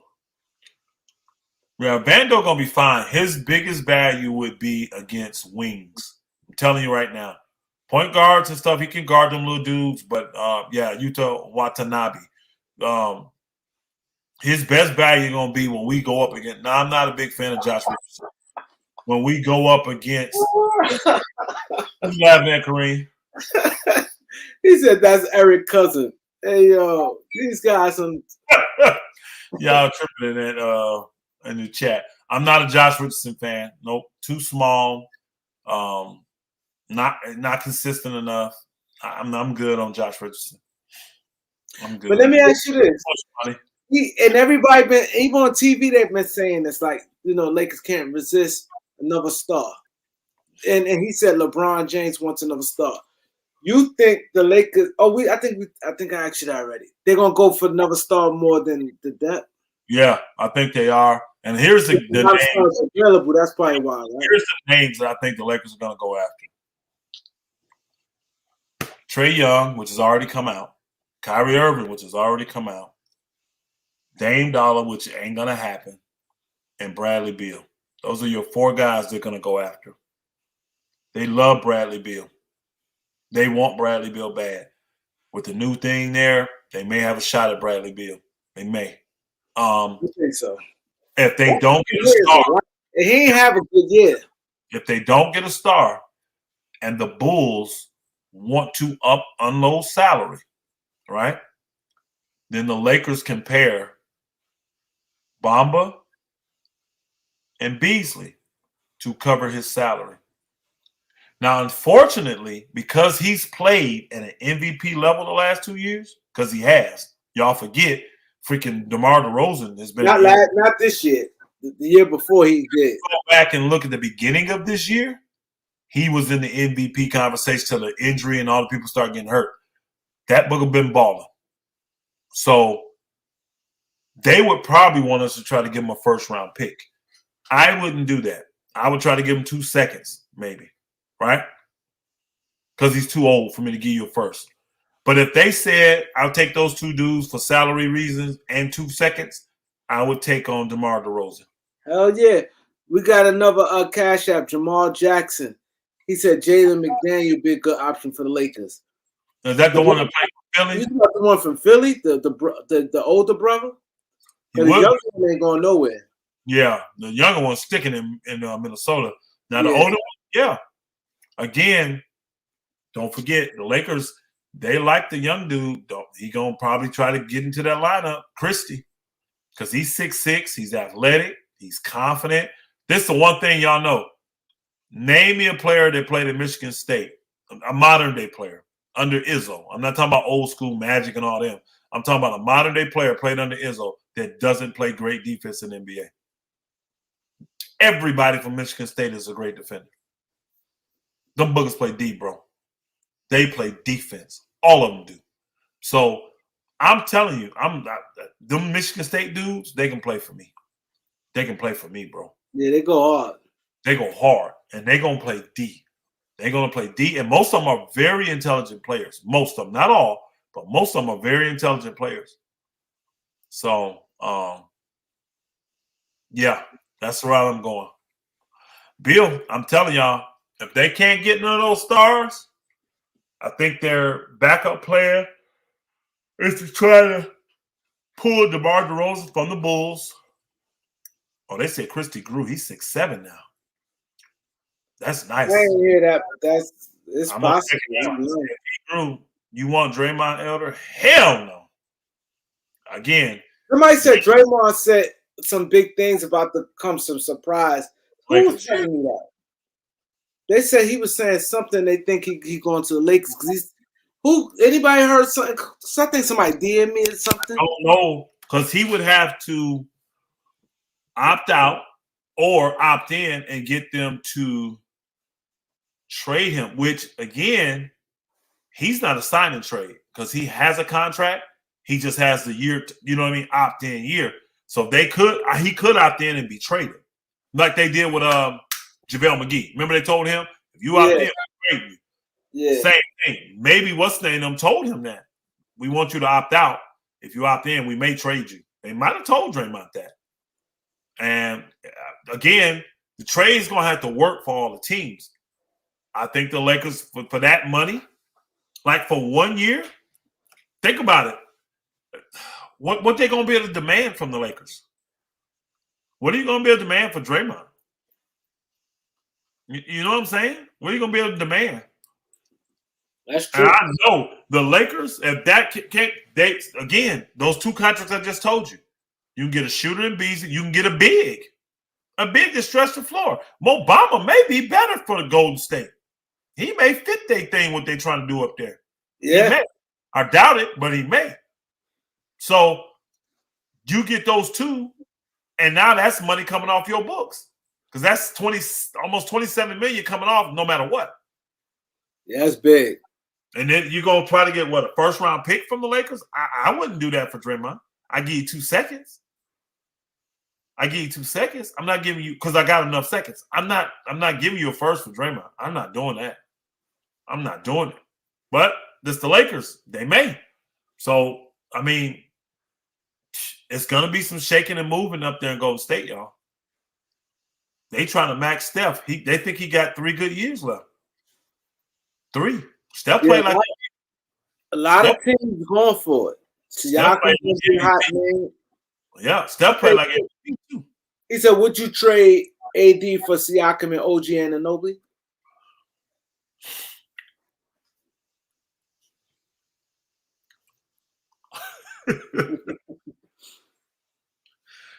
I ain't gonna front, y'all. I'm so jacked up. And see, I got Pascal he won a chip, y'all. He was on that team. He go hard. OG was on that team. Yeah, they both go hard. They both world champs, y'all. And see, I think I would like Siakam in a non-number 1 player role. I think I would. I probably would do that deal, y'all. I would, but again, the money don't work, y'all. Because Siakam a max player, he making high 30s. AD just making 40. So now you got to give up OG making 17, 18. Now you got to give up something to make it match. It wouldn't work. But I would do, if I get those 2 players, for 8, instead of do AD and Beasley. If I could do AD and Beasley for them 2, oh yeah. I'm doing that deal, bro. I'm doing that. I still want picks, though. I'm not going to front. If I'm the Lakers, you still got to give me some picks. Because none of those dudes are on AD's level. They just not. I don't care. They're not on AD. They're not playing that D. You're going to give me picks, like 2. I'm going to get at least 2. I'm going to probably ask for 4. I'm going to ask for 4. If I got 2, I'd be happy. Yep. If I got 2, I'd be happy. Because I want to say both them dudes' contracts about to come up, too. I think, like, maybe a year or 2 from now. I know definite OG is. Yeah. And then remember, Siakam signed a while back. He got the 4-year extension max. So he didn't play at least 2 years of that. So he can't have more than 2 years left. Somebody looked that up. Angie probably went to sleep on us. Somebody looked that up. See how many years Siakam got left on his deal. Because they're shorter term deals, that's another reason I do it. I think their time frame fits LeBron. And if LeBron is behind the scene pushing the Lakers saying, get AD ass out of here, I don't know if you find 2 better players than that for AD, bro. I don't know if you find it. And you got the wing depth you need now. Go find a serviceable center and you good. Yeah. Yeah. AD definitely at his peak. And see, he could come and be Robin to AD, but still be featured. Siakam. All the pressure be on LeBron, not him. Yep, Quan said 2 years, $73 million left for OG. For Siakam. 2 years, $70 million. 73. But again, that's cool. Because you playing 1 year of it, and then that next year is when the one money kick in. And then I'm sure he got a player option. So if he don't love him with the Lakers, he may opt out and get a new contract. He said Elder's a greedy negotiator, a good assistant for Rob Pelinka. What I'm saying is you still have to get value. I don't care how people personally feel. This is why the accolades are so important, y'all. This is how they gauge what a team should get and what they shouldn't. If a man is highly decorated, you can't just give him away in the NBA if you want to. You can't have a temper tantrum and get mad and say, I want him gone. You still got to get value for it. The league would kick that deal in a minute. If you try to say Anthony Davis for 3 guys that none of them have achieved anything and no picks, the league will kick that deal. They're not letting that deal go through because they're going to say, you're not getting enough value, Lakers. And then they would show you all these guys that are lesser than Anthony Davis that got 3 picks, 4 picks, 5 picks, 6 picks, and say he's greater than them. You got to get picks to get this deal done. That's what they would say. Now, if the players coming back have accolades, the more accolades they got, the less picks you got to give up because they're closer in status. They're closer in status. Lakers need more star power. See, to me, I think the Lakers need balance power. You can get stars without going to get superstars. Like what Kareem just said, but that's a gravy. I don't think it's going to work because I don't think AD want to go to Toronto, and I don't think Toronto want AD. I really don't. I don't think they want AD. But if they did, that would be a great trade for the Lakers. 2 years, $36 million, and a player option for 20. OG. Okay. Yeah. So he's making 20 in that last year. So that means he's making 16 this year then. Oh, Angie there. She said, I'm here just finishing up work. Siakam is actually going to be on an expiring this year for $37.9. $38 million. This is what I'm talking about. I would do him AD and some picks, bro. I would do that almost straight up. I would do because the money match. I may get like what I would do is I would want Siakam and then one of those gutty bigs they got that they don't play. I want one of them gutty bigs that I can bring over and just get, serviceable minutes from. Does anyone actually want? Oh yeah, Biz Shorty. It's a ton of teams that would love to have AD. They think they would definitely be better with AD, and they could get the best. AD showed them something this year in this playoffs. Like when he came back, y'all, guess what AD showed teams? He's durable, and he showed teams he'll fight through. A lot of teams know the Lakers screwed AD. A lot of teams are saying, get the man centers. He want to be power forward. He want to be power forward bad. Think about what Minnesota did, y'all. Think about it. Yeah. Cat went to them and told them, I want to be power forward. These bookers went out and gave up the boat to get Rudy Gobert. An all-star center. To help him. It ain't like they just got a center. And the Lakers do nothing? Man, come on, man. Come on. Lakers need to see you later. Salute, my brother. He said Lakers need to get a bigger backup point guard, 6'4" at least. I agree. Now, again, people saying that, and then you got D'Lo. He's 6'5", y'all. You got D'Lo. And then we have a backup point guard that's 6'4" right now. Shaq Harrison, he's 6'4", good body, like 210 or whatever, and he can play. He ain't no slouch, y'all. I love him defensively. Kareem, you checking out on us? No. Oh, wow. Checking out, bro. It's all right. We can shut it down. We've been rolling, man. Two and a half hours. And this is just the beginning, man. This has definitely been the beginning. Yep. This is the beginning, man. Y'all seen it, man. We teasing y'all. Like I said, we're gonna do all the teams, man. Well, we're gonna do all the teams. Yeah, I agree, Brian. Shaq Harrison can defend. That's what you need out of the backup. Come in, play good, hard defense, get through screens. I think he might have been, again, I don't think we had him long enough. He might have been good against old boy because he's strong like Murray and he's athletic like Murray and he can get through them screens. He might have been another good option to throw at him. But sometimes you got to do that. When a guy hot like Murray, you got to throw the kitchen at him. Yeah. You have to I just don't think those guys got on a team because think about it, you ain't really practicing a lot right now. It's the playoffs, and you playing every other day. So you ain't getting no practice time in. Yeah. So I can see why Darvin Ham just couldn't go to those dudes and trust them. I ain't had nothing to show that I can trust them. Nothing. So I get it. But I would bring back Shaq Harrison, and I would bring back Tristan Thompson. I'll bring both of those dudes back for this year's team because I think I can get both of them on the cheap. Matter of fact, Shaq Harrison, I think, go look it up. I think they did a 2-year deal for him. They already got They already did. got Yeah. Shaq Harrison. They already got him. So I like that. Now, lock up Tristan Thompson. Lock up Tristan Thompson. He might have only wanted to play for the playoffs, y'all. I think that's what it was. I think he only wanted to play in the playoffs. He didn't want to come play the regular season for some reason this year. He lost his mom, though. Remember, y'all, he did lose his mom this year. Tristan Thompson lost his mom. So that might have been why. Assad Muhammad. Assad Muhammad. That's coming through. He said, I'm probably the only AD believer left. Man, I'm sorry, Assad. Hold on. I believe in AD if you play him at the power forward. I do not believe in AD as a full-time center. I don't. And think about this, y'all, real quick. I get why he didn't want to play center. He wasn't 6'8" in the 9th grade, y'all. He's not no natural big man. Yeah, he's hard. AD was 6'3", 6'4" as a senior in high school playing point guard, y'all. Yeah. And over the summer, or minus junior year or whatever, over the summer, he grew like 8 inches, y'all. It's a senior year because he wasn't. Yeah. He jumped from his height jumped. I think 6'3" to 6'11, like in 3-4 month span. Yeah. So he ain't a true natural big man. Play the man at power forward.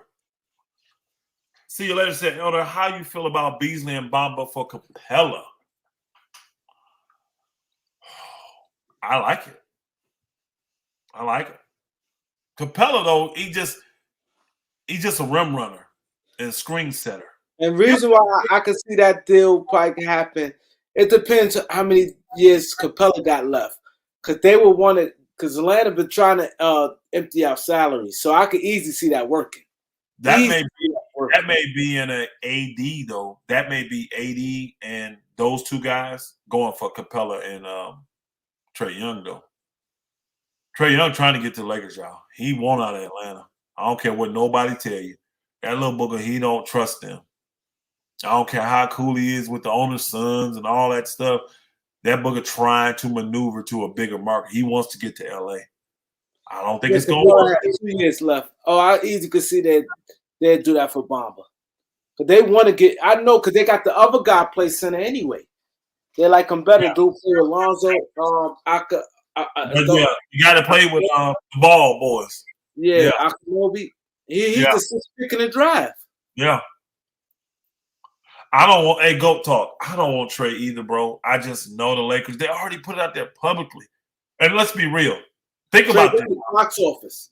Think about this, though. Who does that benefit for that article coming out at the time that it did? Why would the Lakers do that? They're not doing that. They're not tipping their hand. That's all Trey Young's people, y'all.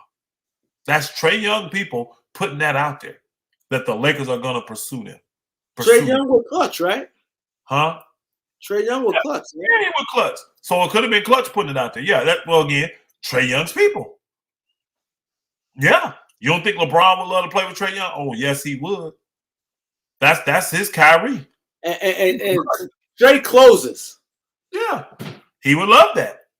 I don't. His defense, though, bro, it is atrocious. I don't think Darvin Ham could get Trey Young to play defense. I just – certain guys are – like he couldn't get D'Lo to play defense. Capella has 2 more years left, 20.6 and 22.3. I just feel like that is too much money spent on that position. I think it's too much for that player. I don't have a problem with it being on that position if you got the right guy, but I don't want to pay Capella $23 million or $43 million in 2 years. I don't want to pay him that. I'm sorry. I don't. Yeah. I don't want to pay that to Capella. I think I can get better production, not just similar, better production for a lot less money. I really do. I'll go get Nas Reed then, because I'm going to get better production for less money. You know, he's not the defender that old boy is, but he defends good enough. He gives the effort. So, yeah, I'm not doing that. Yeah, and again, it would have to be – I don't see us getting Capella just coming over and trade. It would have to be with Trey Young. And Trey would have to want him, because Trey may be trying to get away from him. Trey may be saying, I don't want that dude, you know? So, yeah. Kareem, shut it down, man. You going to sleep, bro. You going to sleep. Go shut it down. Yo, on the way out, man, hit that subscribe button, man. We need to get our goal, man. Subscribe. Salute. If y'all leave a Cash App in the morning, I will give y'all a shout out. If y'all send a Cash App while we offline, I will give you a shout out in the morning. Yep. Hey man, this is cool. I had a lot of energy for you. Tremendous. Yep. Y'all have to hit that like up, show that y'all loved it, man. This is great. I'm gonna be struggling tomorrow because I got to help put a driveway in tomorrow, man. I'm gonna be up and I gotta be up early. Y'all got me up talking Laker basketball, man. All right. Salute, Kareem. All right.